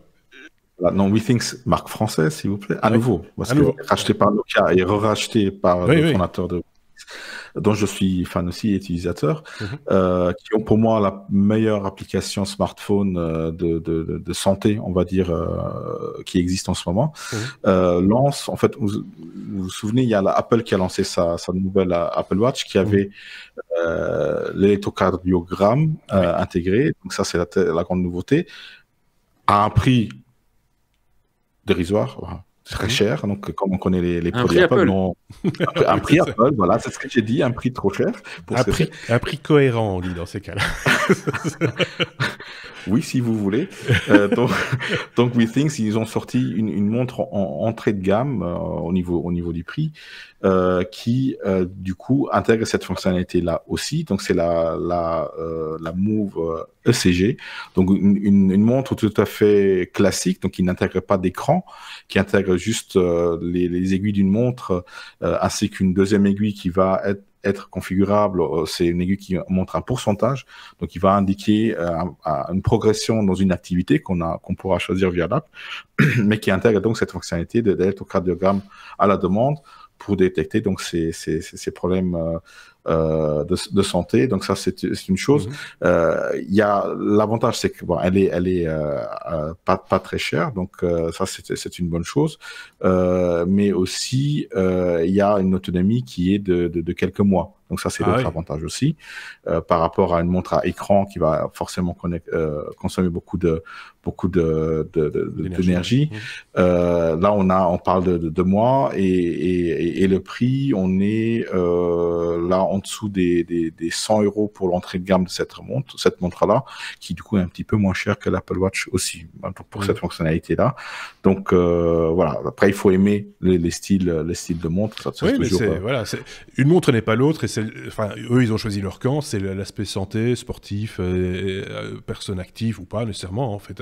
Mais voilà, c'est totalement défendable. Soyons clairs. Ils avaient des balances aussi. Je pense que Marc avait testé des balances, etc. Et puis il y a aussi un autre accessoire qui est déjà plus ancien et qui revient un peu à la mode. Voilà, c'est le tensiomètre. Voilà, exactement. C'est un bracelet qu'on met autour du bras pour normalement prendre les pulsations, le rythme cardiaque. Et là aussi, ils ont maintenant intégré d'autres technologies, donc le CG aussi, l'électrocardiogramme aussi, mais ils ont l'attention, et ils ont aussi intégré, que je dise pas de bêtises, donc voilà, le CG, la pression sanguine, et un stéthoscope. Voilà, je cherchais mes mots. Un stéthoscope digital, donc qui permet en fait de combiner pas mal d'informations qui vont être après reliées sur l'application et vous donner vraiment un aperçu de votre état physique. Oui. Attention, ce n'est qu'un aperçu, rien de tel qu'un conseil médical, qu'on le dit chaque fois, mais c'est important de le rappeler parce que voilà, ce ne sont pas des médecins, ces machins-là, et des fois ils sont à côté de la plaque, il faut le reconnaître aussi, donc il faut faire attention. Sébastien.